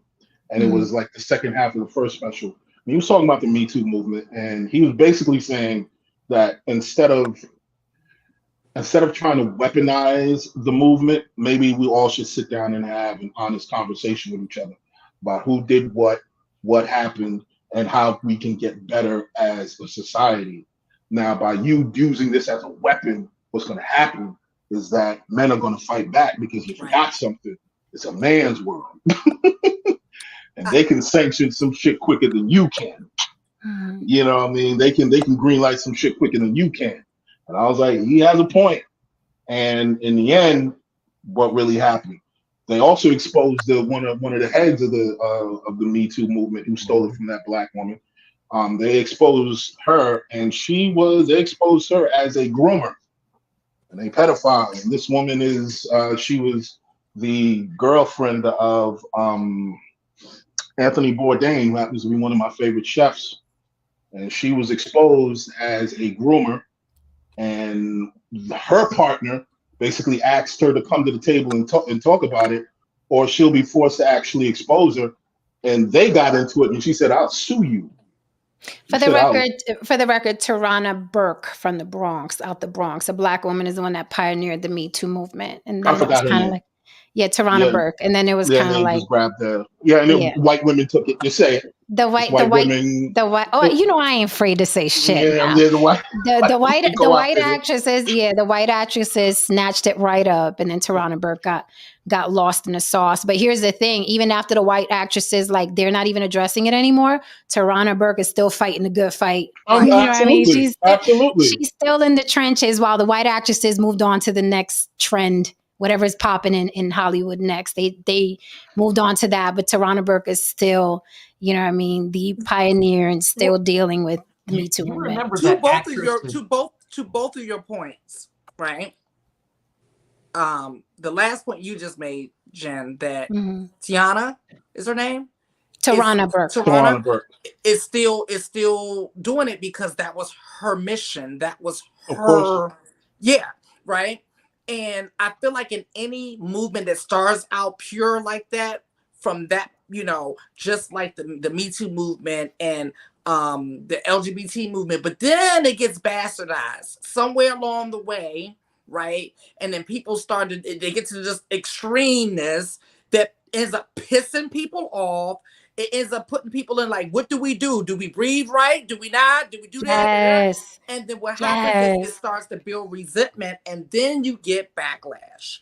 And so, yeah, this could be used as the backlash, because I shared, you know, that's one of my concerns about the LGBT movement. I feel like the backlash is very near. People are sick of our shit sometimes, you know, because there's a sect of people that happen to be the loudest and the most ignorant, right? And they're the ones that ends up representing whatever community, insert any community, right? And then everyone is like, oh, when they think of that community, they think of those ignorant, loud motherfuckers, right? And so I feel like, yes, this could be for that reason, because that movement got hijacked.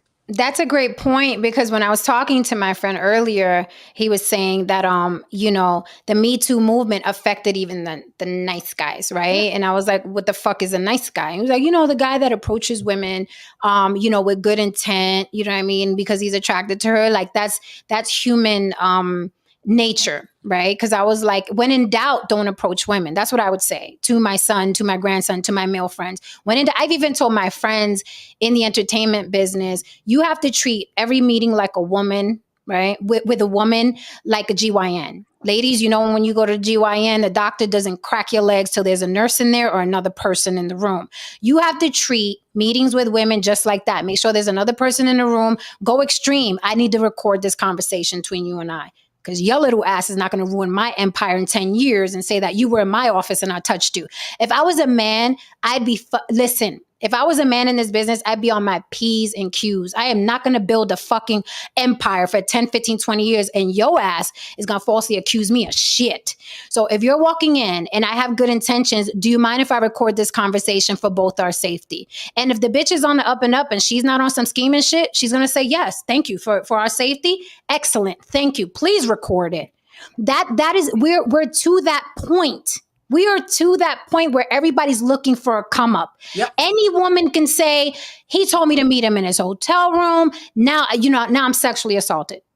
I was sexually assaulted 20 years ago. So both sides have to be very, very careful. We beyond the point where it's like, oh, I didn't know what was going to happen. So men, okay, stop being stupid. If you don't want to be falsely accused, okay, and you're not looking to stick, this is for the men who are not looking to stick their dick in everything, because a lot of you are. Okay. But for those who are trying to protect their empire, treat it like a GYN appointment. Do you mind if this witness is in here while we do this meeting? If you're legit, can we record this? If you're legit, let's record it. So Jen, you know, Bessie just left here and he literally just said something that you just said. He was talking about today. He was in his building and it was like a 9-year-old boy that was getting into the elevator, and he was like, he held the door. He was like, oh, you can come on too. He was like, no, you go, because it ain't nobody. Like, he's thinking in his head, it's just me and you. You go. I'll wait for the next elevator. And I'm the same way too. When it comes to children, like outside of my niece and nephew, I don't want to be alone with anybody's children, because I'm always thinking about, if I become wealthy or famous 10 years from now, somebody can lie. And just because of who I am, people are going to want to believe it. They're not going to want to even hear anything else. They're going to want to demonize me. They're going to want to believe it. So you're so right, Jen. I don't put myself in positions where a motherfucker could even lie on me because they will do it.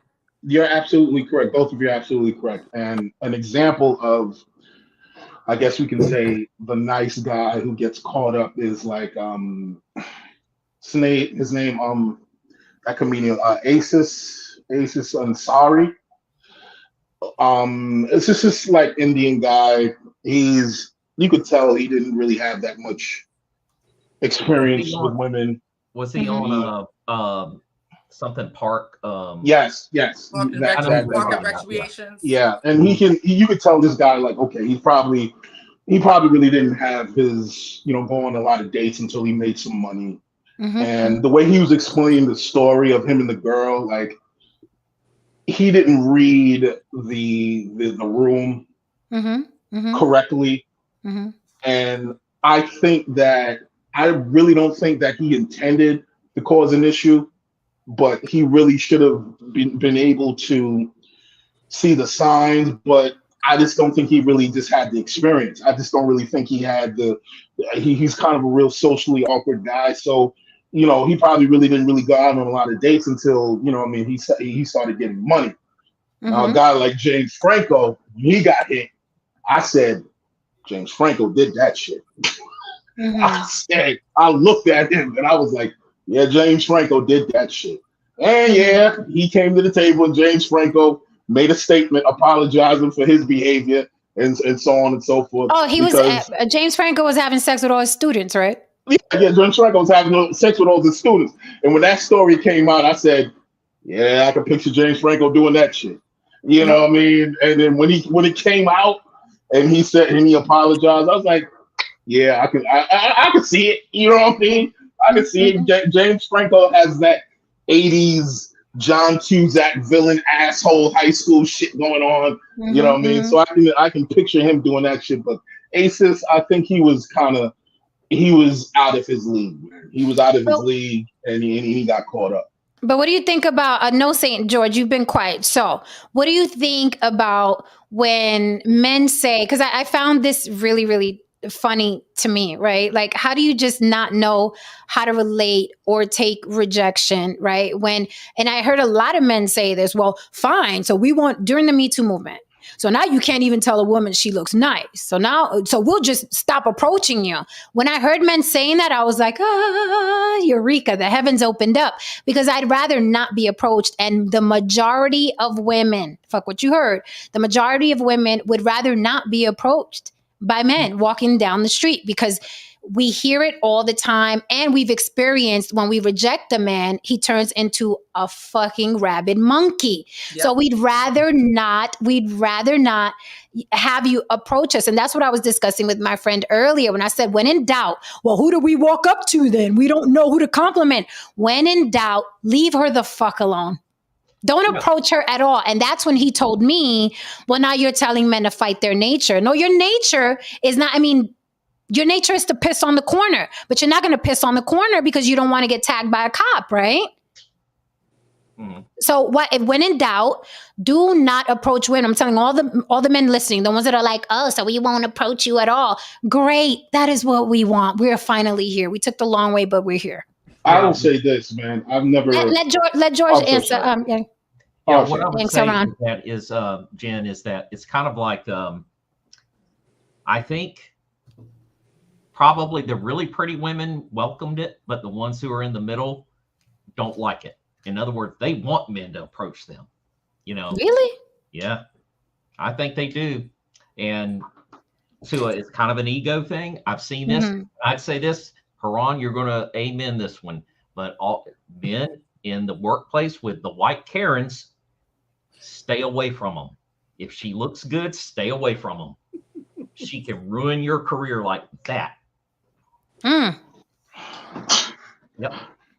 But I know no, you know what, George? You hit on something. I think with Jen and I think because we're used to it in a way, but ding.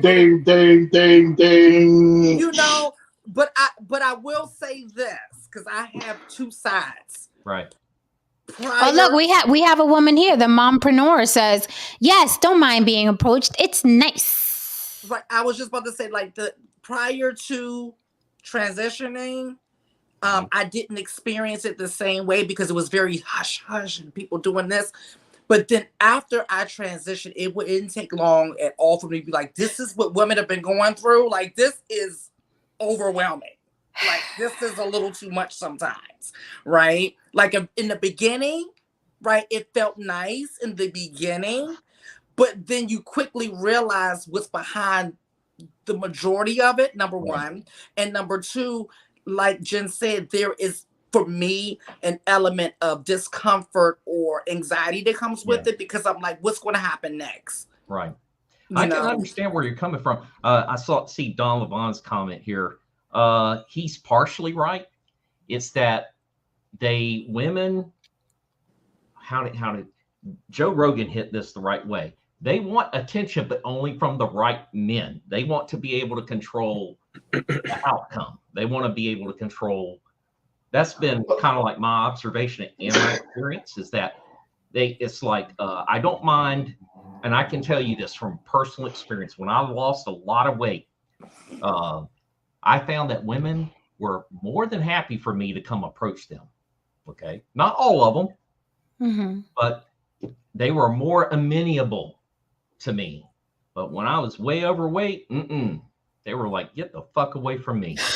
Janicia, I'm listening, Haran. I'm listening, Haran. Can we have an honest conversation right now? Go ahead, but my blade is close by. Continue, sir. We can have an honest convo right now. Go ahead. Is it harassment if it's Dwayne "The Rock" Johnson? Is it harassment if it's that man? If it's Jason Momoa? Here's the thing.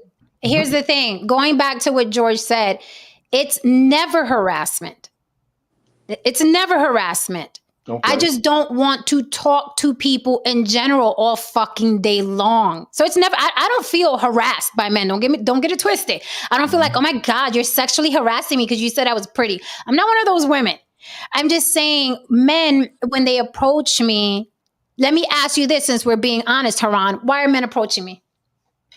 Because you're a lovely looking woman. Yeah. Okay, but what's behind that? What is they want to get with you? They want your number. Sex. Sex.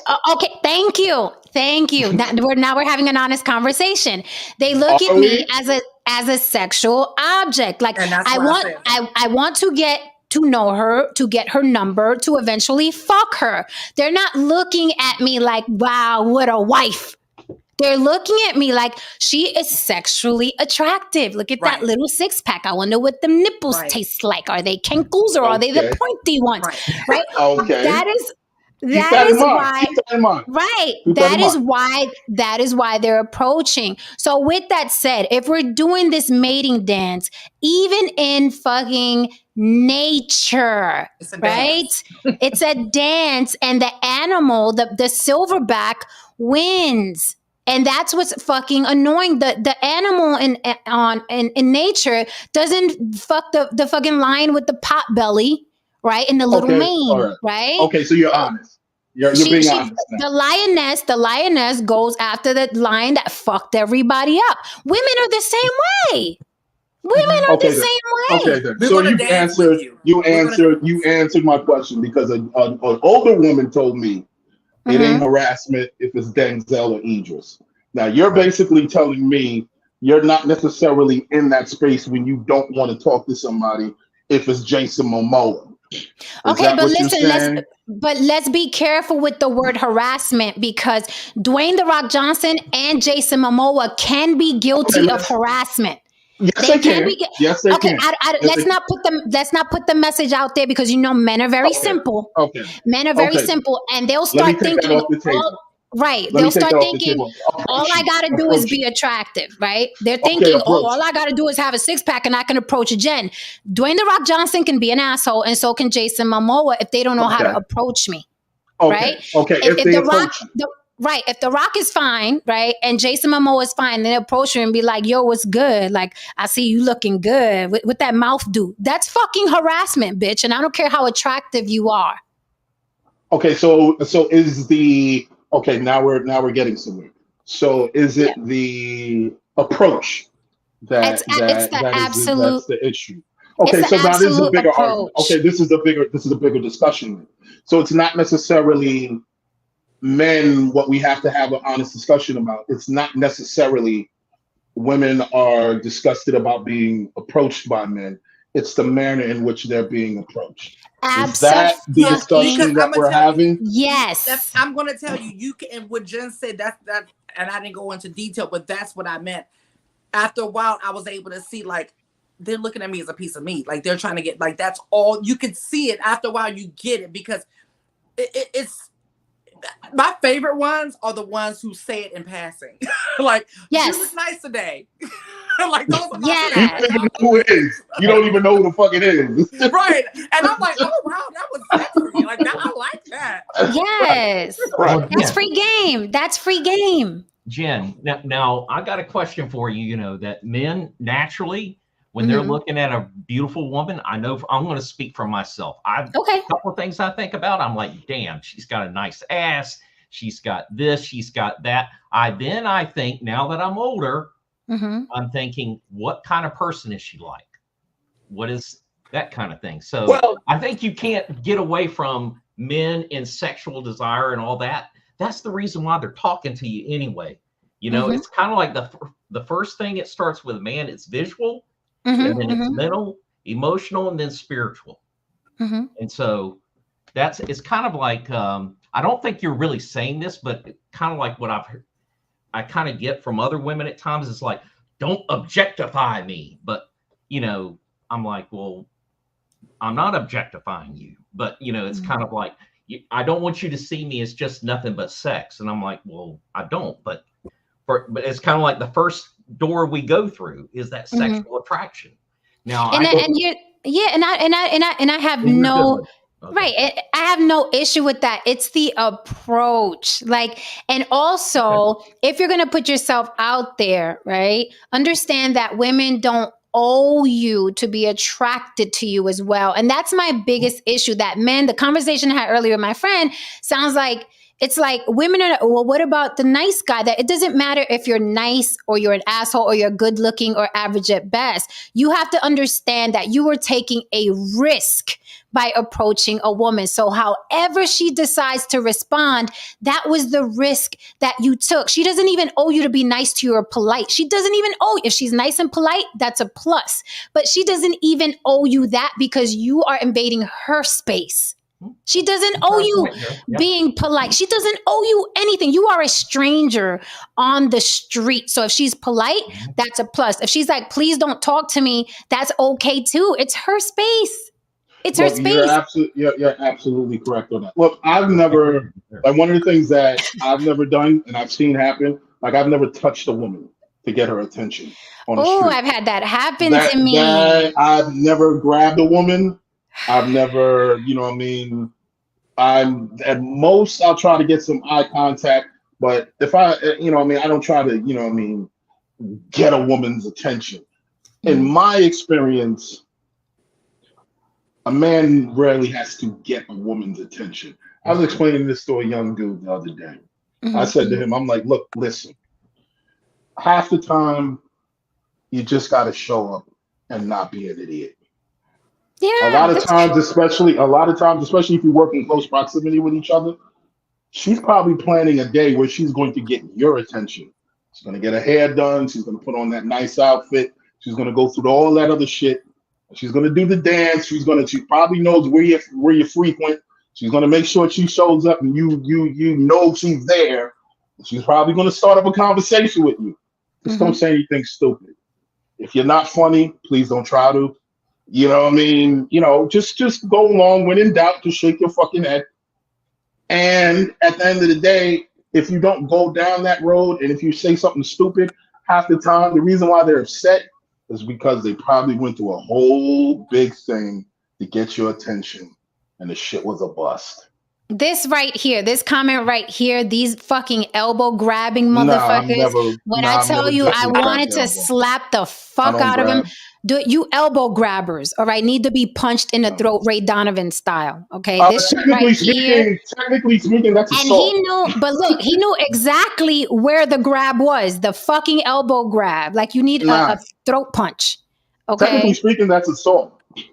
Like, do not. That's another thing. Do not touch women. They don't want to be grabbed. That is assault. Maroon Planet says, I've seen it. Why random guys are grabbing women's hands on the street. Do not touch me with them dirty fucking nails. Okay, do not fucking touch me. But you know, it goes back to the approach, and let's not act like you have to be attractive. Okay, let's take that off the fucking wait, let me finish. Sorry. Let's not act like you gotta fucking be attractive, all right? The world is average at best, okay? The Jason Momoas and Dwayne The Rock Johnsons of the world, they're fucking rare. The world is average at best. There are a lot of women, myself included, who give chances to guys that are average at best in society's eyes just because they were nice or funny or engaging. Let's not fucking act like Jen or anybody else is out here looking for the fucking Jason Momoas. Just be a decent human fucking being and be engaging.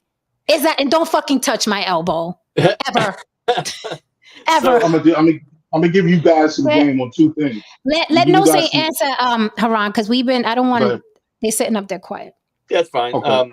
No, I was gonna say, and if you watch long enough, Jen has talked about some of her ex-boyfriends not being the best looking guys. So, but I agree with it's always the approach. I don't, people that overreact and say that, oh, I guess nice guys can't go up and say anything to a woman anymore, are definitely, it's just an overreaction, or it's just very oversimplification, because I'm not the best looking guy in the world, and I've never had a woman say, don't talk to me. And I've complimented people, but I'm also not one that is looking at them like a steak dinner, like, hey, mama, I do it more respectfully. There's a respectful way you can tell, hey, you look nice today, or I like your earrings, or, I like your outfit. And I've never had anybody turn me in for sexual harassment or whatever. But but you do have to realize that, yeah, it's not an even playing field. And just because one person get away with it doesn't give you the right to be able to do it, because we've had a situation here that we had a guy that, overstepped his bounds, was rubbing a girl's shoulders, right? And got brought in about it. She didn't like it, but yet she was sexually harassing the crap out of one of our Superman looking guys here. That's just the way it is. And he didn't turn her in. He said, well, I kind of like when she rubbed my hair. It didn't bother him. Same lady, so it's just this whole thing about fairness is you just got to, like we always say in here, you got to know your lane. And you got to know how to read people, and you don't just jump off the deep end, and think that you have a right to do something, or just because, you're just being a male. No, that's not how it works. And that's another thing that you can't ignore, the dynamic that there's more of a danger for women, right? The number one predator of women is men. Okay, so you can't ignore that there's also that level of danger that women feel. It's like, what the fuck do you want? Why are you standing that close to me, right? Do I have to fucking fight you right now? That's something that men don't think about. Like, they just don't think about it. Like, how often do men get sexually assaulted by women, right? I'm not saying that it can't happen. That was a point that I was going to make. If you're out in the street and you randomly grab a woman, you don't know what kind of trauma this woman has. She could have been sexually assaulted, and you just grabbing her out of nowhere. She's probably in her own, and you just grabbing her out of nowhere. That's one thing that men need to, keep in mind. The second thing, never invite yourself to a woman's home, because at the end of the day, if something goes left, she can always say that you showed up uninvited. You ever thought about that? Right. And what No Say said, I think that's the bigger thing. Most people don't know how to read people. They don't know how to read the room. They don't know how to read people. Like, we all know that person. You like, yes. What made you say that? What made you do that? Like, so we got a lot of those. So they're thinking, I'm a nice guy. Yeah, but bitch, you can't read the room either. Okay? With your nice ass. Like, so that's oh my goodness. Miss Roof is gonna look. You see, look at Miss Roof asking for consent. Thank you, Miss Roof. That's how you do it, fellas. That's a lovely. Yes, ma'am. You can caress my elbow. Thank you. See how we do it? We ask for consent. Excuse me, sir. Really can I caress your balls? May I, sir? You know what's really funny, Jen? I was in a club like a couple of years ago, and this white woman, and white women tend to get very touchy-feely after they have a couple of drinks.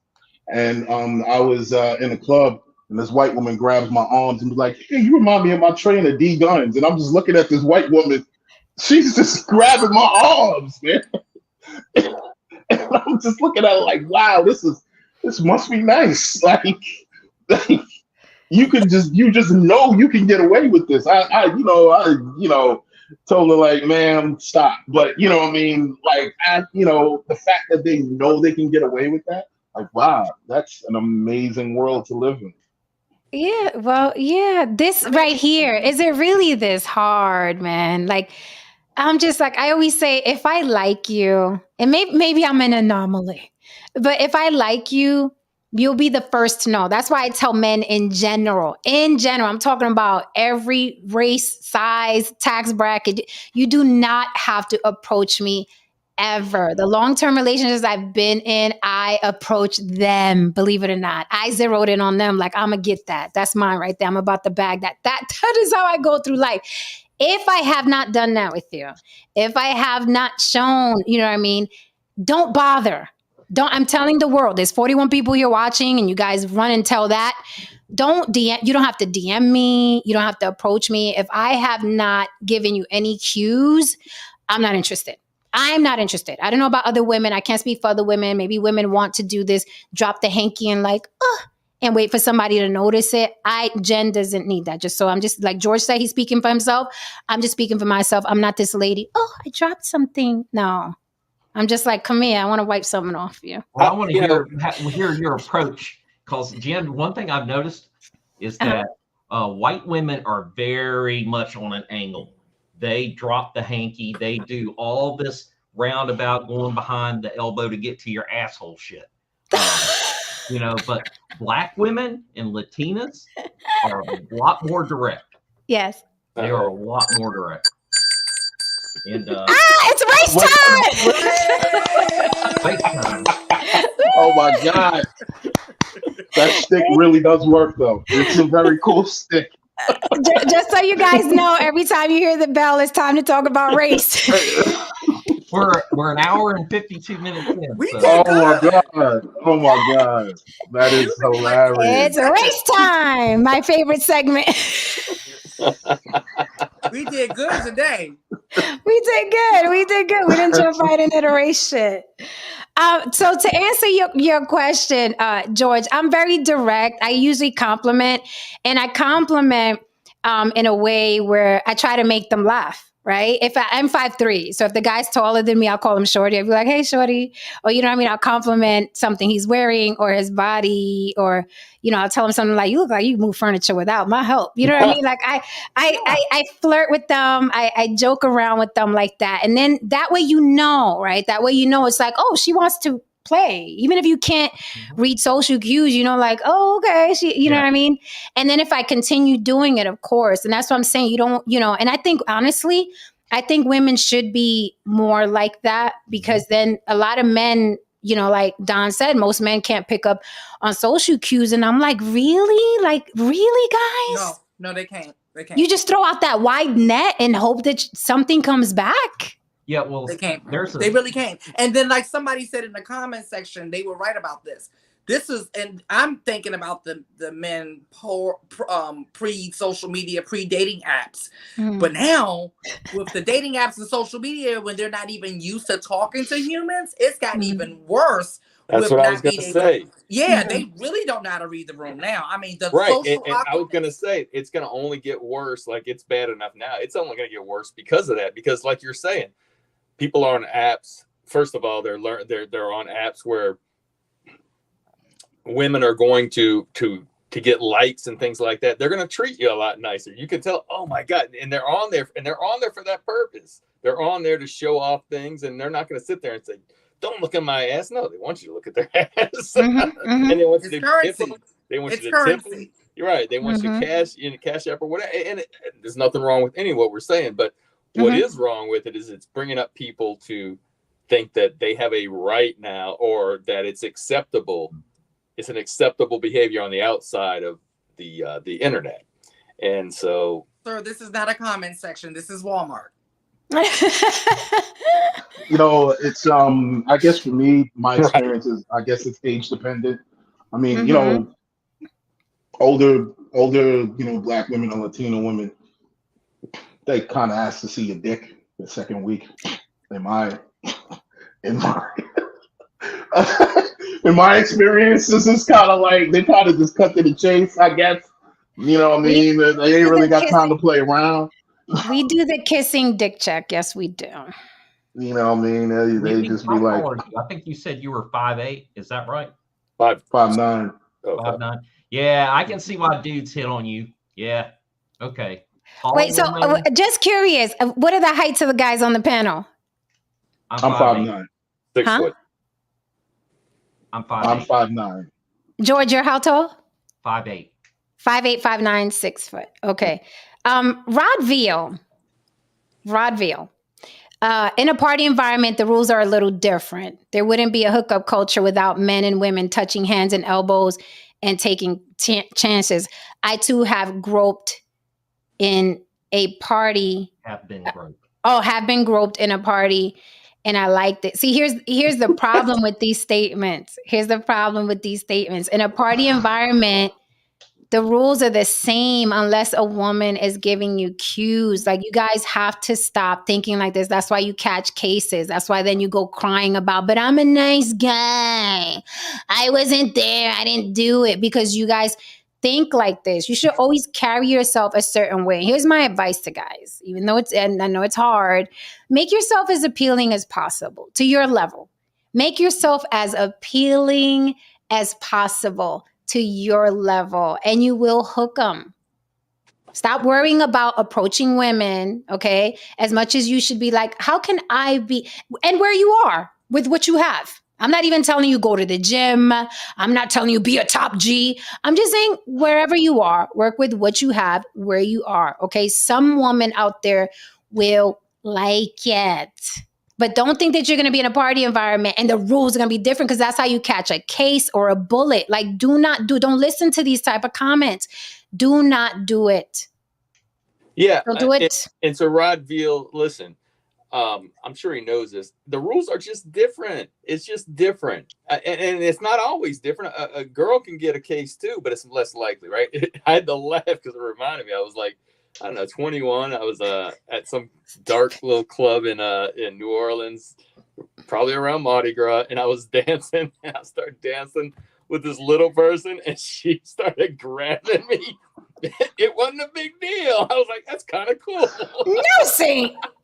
I mean, this was being molested by a little person. Yeah, she got a couple of grabs out of it, you know. I mean, come on, it's Mardi Gras. I'll probably be groping too. I mean, come on, it's Mardi Gras. The little person is groping. That's kind of dope. That's kind of dope. Yeah. Wait a minute now. I wasn't hating it. Wait a minute now. Now we got people passes for being like creeps. Now wait a minute. Now we got to ask No Saint. Come on, would you? No, nothing went beyond that. But would you? I think he already said he had a fantasy. Didn't you say you had a fantasy for? I never. No, not really. But I mean, no. I think it was me. I said there was this bad little person that was on IG that I put in my knapsack. You know what I'm saying? I mean. I knew it was said on the panel. I knew it was two people that night. She's fine though. She's pretty. She's really pretty. You know. But I mean, but what I'll say to that is, I wouldn't have approached dancing with her. I wouldn't have gone groping her, because that's just, it's like Jen said, she made the first move, right? Right. It's always best. Yeah. Right, Matter of fact, even Justin. People who like little people, though. There's a lot of people who are attracted to little people. Yeah, there's nothing wrong with the little people. See, but it goes back to what Mr. Justin said one time here on a Freaky Friday, where it's your goal has to be to make the woman want you and want you really bad. And that's when it's good. And that's when it's good, when you make a woman want you versus chasing, right? Because what do they say? If you're chasing, the person is running away, right? So less chasing, more making yourself appealing for a woman to want you really, really bad. That way there's no doubt. And that takes practice. Like, you guys gotta. Don Levon said, for real, see the dick, what the hell? I've never said that. I've never said, I do other things to figure out what you're working with. I've never straight out say, hey, let me see that dick. I haven't. Yeah, that's the new way. I don't like, think that's you the would ever new. do that. I think you got a little more class than that, Jen. Yeah, I don't. Yeah, I'm not a let me see your dick kind of girl. There are other ways, ladies. There are other ways. There are other ways, ladies. Yes. Oh, Joe, I mean, you know, I'm a big guy. I mean, that's why you thought I was 6'2". I'm just a wide guy, you know what I mean? But regarding the, go ahead, George. I was going to ask No Saint. Now, when you met your wife, who made the first move, you or her? You're at work, so you can tell the truth. No. I mean, listen, you can read. I just read we were talking. We were at a bar or whatever, started talking. It was just normal. It wasn't like any, it was, and you can tell when someone is giving you the time of day. So I guess it was me that made, eventually I made the first move, but I read the room, I read what was going on. She was open to the conversation. It was interesting. I mean, there's ways that we just like. This is when you know they're closed. You holler no. Right. Yeah, that's my baby. Just go. What is the word, ladies? Pumpernickel. Right. Do that face again, Lily, because it's classic. That is the cue. Just go on about your business. Please go on about your business, please. I forgot the name. Don Levon said them little hands all over you, the little people hands. Makes you feel big. No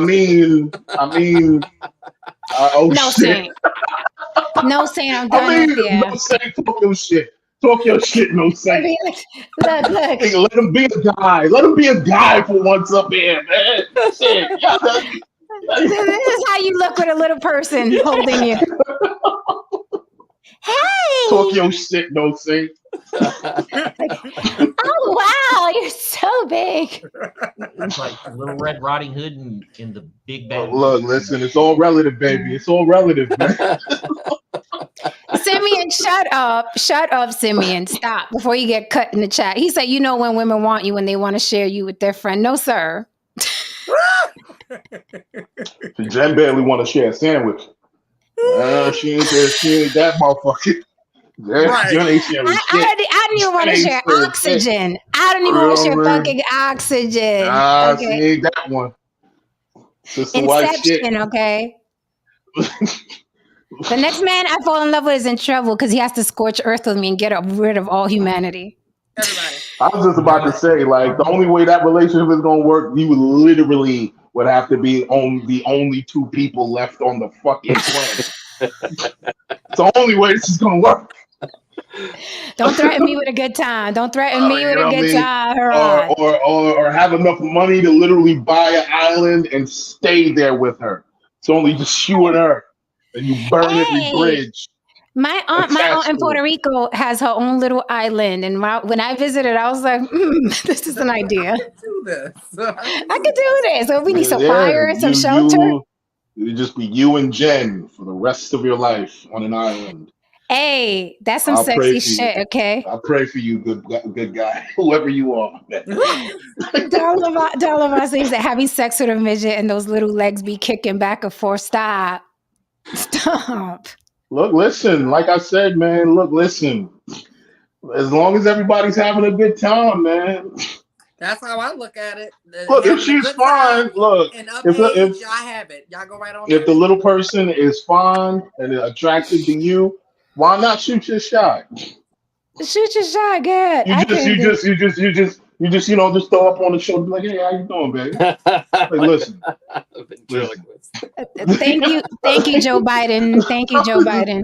There's wrestling right there. I hate when people pick me up. Download instead of on the block with Jen, on the island with Jen. There you go. That's what I'm talking about. There you go. Now you thinking. Yo, look, listen, like I'll come by and visit. There you go. Right. I'm gonna have my own boat anyway. I think I said I was gonna live in a boat, so yeah, I'll just come by in my houseboat.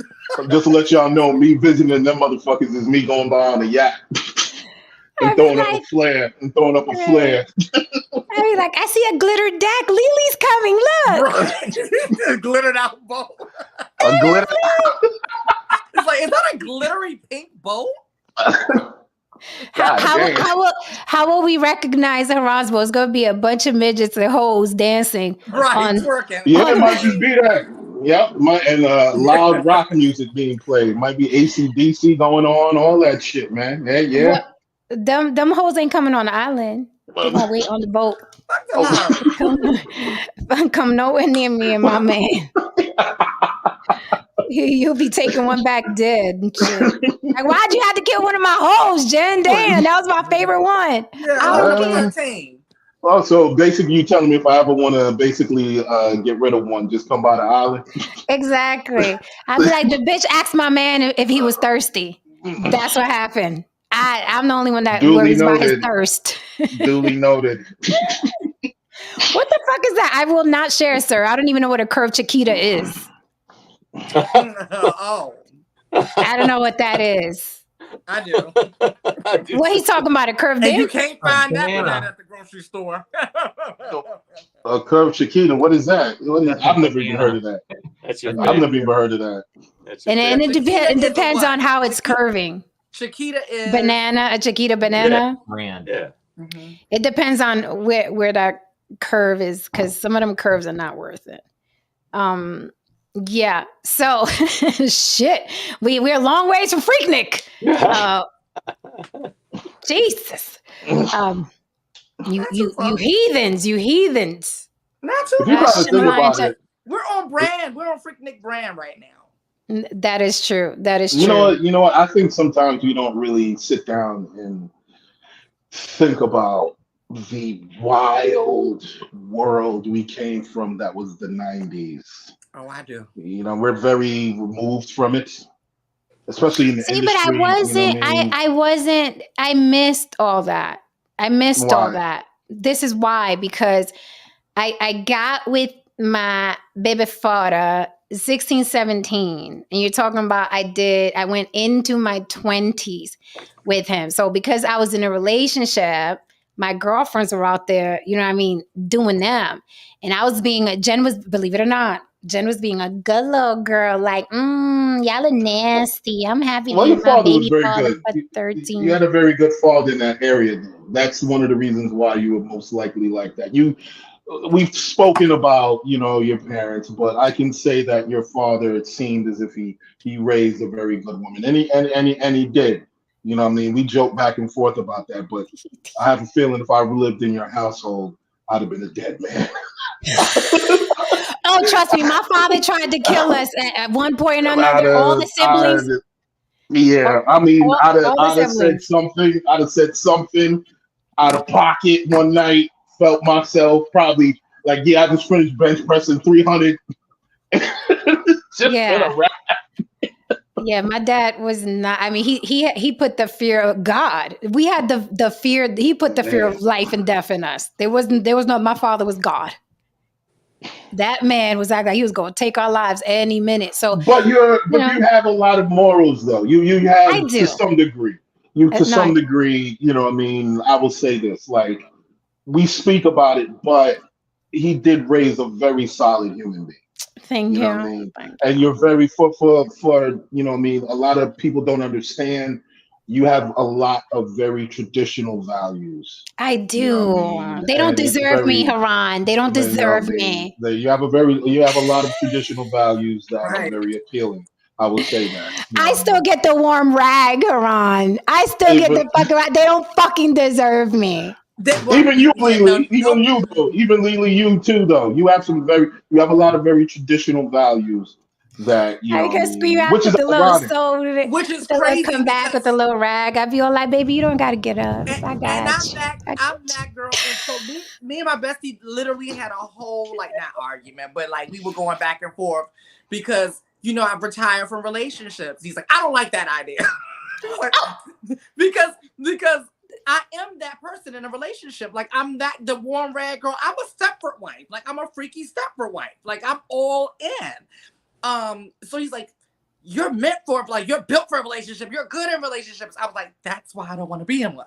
You just gave me my reason of why I don't want to be in one. That's my issue too, because I don't know when's the last time I was inspired to get that warm rag. Like, I'm the warm rag girl, but I haven't been inspired to go get that soapy warm rag. I'm not inspired in a very long time.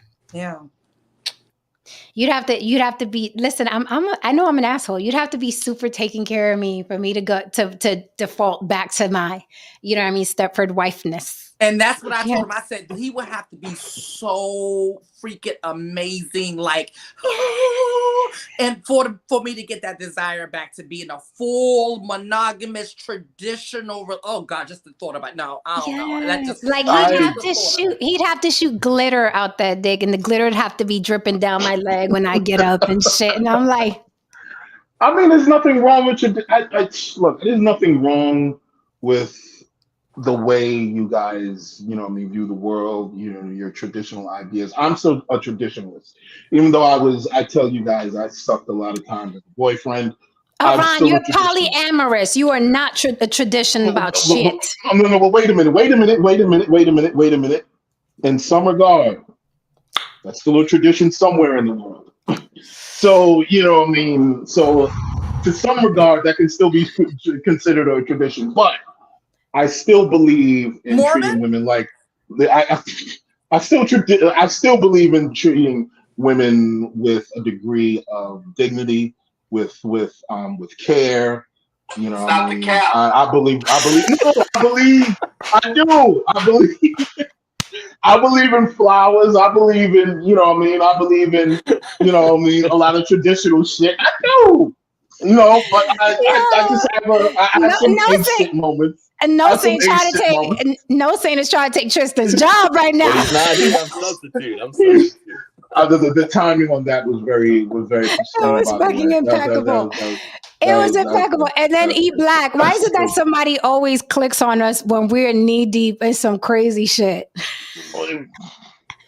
I think like, what are y'all talking about? It's really be burning. I think Legs always shows up when we talk about the wildest fucking shit.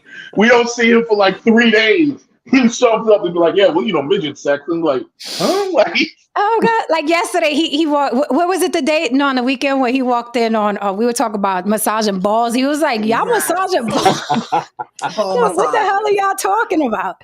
I know Kane would be like, "Yo, they be talking about some wild shit." What the E Black? We didn't start talking about this, okay? We talk about Freaknik. We talk about Freaknik and what the Black Manosphere is gonna do with the Freaknik footage and all that. That's what we were talking about. Yes, Miss Ruth. No Saint is in rare form tonight. No Saint is in very rare form tonight, and I like it. He's having a guy night right now. Right. No Saint is being a guy tonight. That's what I'm talking about, man. What is happening? My tits ain't even out tonight. Shit, I'm gonna cover up more often. I'm about to say, this is a full moon night, and Jen and I covered up from head to toe. Okay, look at that. Look at that. I did notice that. You have this. It's Monday. It's Monday.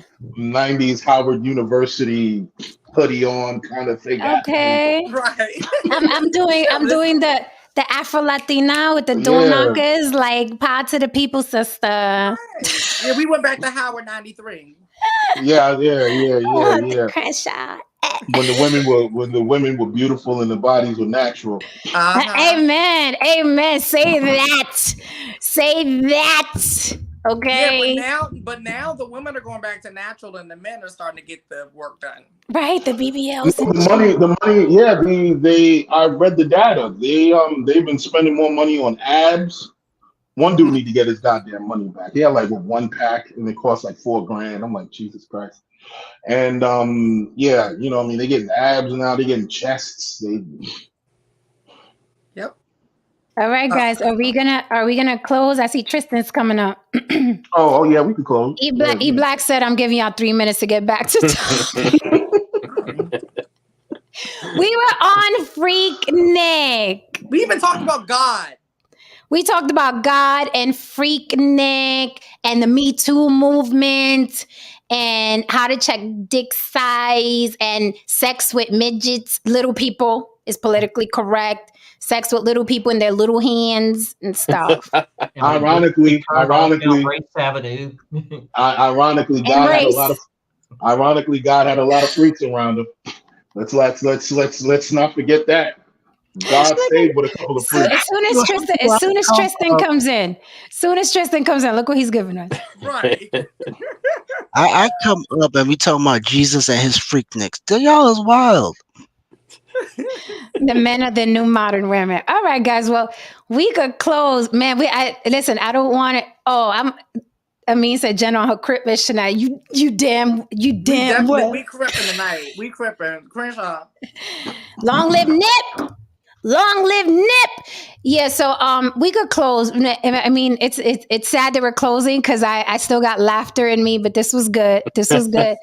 There's a good launch to the week. Yeah, catch the replay, E Black. This was bananas tonight. I thought Monday was gonna be slow, but I'm like, apparently not. Apparently not. It wasn't.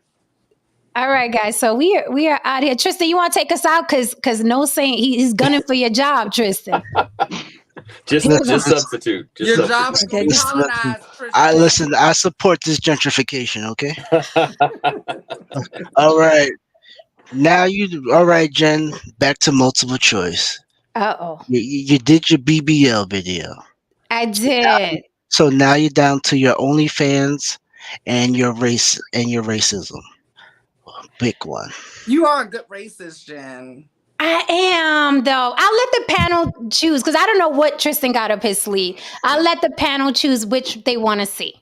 I don't see this OnlyFans shit, man. No, I don't see this OnlyFans shit. What the fuck is that? When did this happen?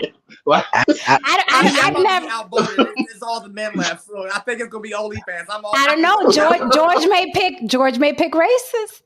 I like it. George may pick racist.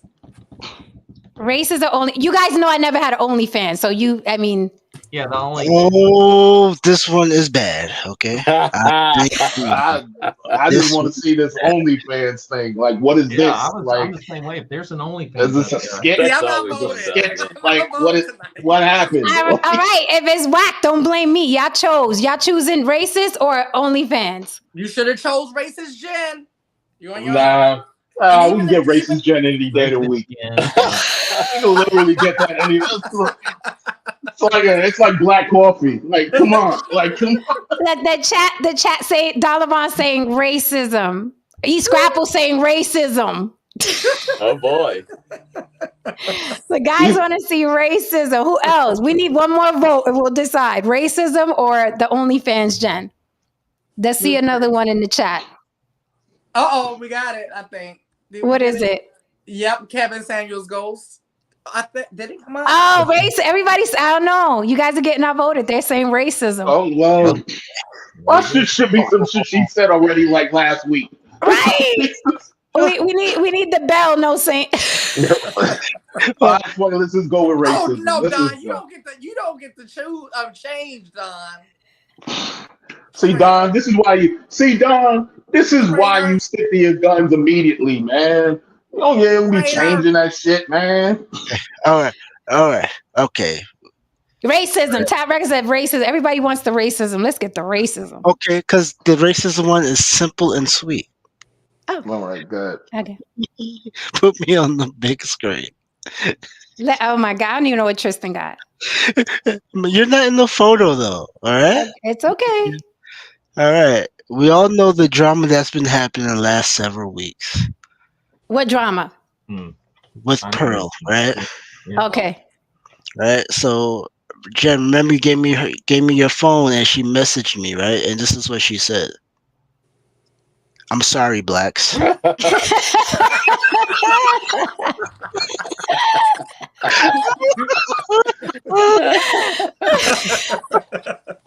Love you all, class.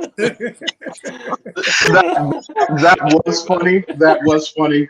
That was I'm good. still curious. I'm still curious about this OnlyFans. That's why you always looking for racism. Right. Well, come back tomorrow, Haran. Maybe Tristan will have the choices tomorrow. Well, I just want y'all to know, to the blacks, I love y'all. I love you, blacks. You're blacks. You're blacks. My blacks. I remember one time before when No Saint said the rap, I was like, that got to be the whitest shit I've ever heard in my Not life. the rap. He said the rap. I did. Hey, you're gonna have your white moments from time to time. Yeah. We appreciate that. It's inevitable. Oh, I've been waiting to drop that. Oh my God. Oh Okay, my so God. come back tomorrow, guys, and you know we're gonna have to revisit the Freaknik when Hulu drops the documentary. So thank you so much. Thank you so much for holding me down, chat. Love you all. Let's get out of here. Yeah. Woo!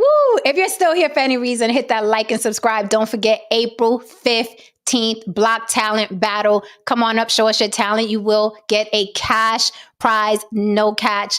As many people vote for you, that is who will determine whether or not you win or lose. We will critique you, okay? The panel will critique you, but we don't choose the winner. The audience will vote for you, and if you get the most votes, you get the cash prize. April 15th, Block Talent Battle. Come on up, wait in the queue. We'll pull you up. You can sing, rap, dance. If you're an actor or actress, you can do a monologue. April 15th, 8 p.m. sharp. On the Block with Jen at Gmail, send me your picture and the talent that you're going to do, okay? On the Block with Jen at Gmail, send me your picture and the talent that you're going to perform. Okay, you guys are emailing me and just saying, I sing, rap, act, and dance, but you're not telling me what you want to do at the Block Talent Battle. Okay, a picture and tell me, Jen, I sing, I'm going to sing. Okay, April 15th, 8 p.m. Thank you so much for holding me down, chat. I love y'all. Thank you so much for the super chats, and thank you for holding me down via Cash App, as some of you did tonight. So come back tomorrow, hit that like and subscribe on your way out, and tell a friend to tell a friend about the show. It's always a good time. See you tomorrow. Good night, guys. Woo, this was a doozy tonight. All right, guys.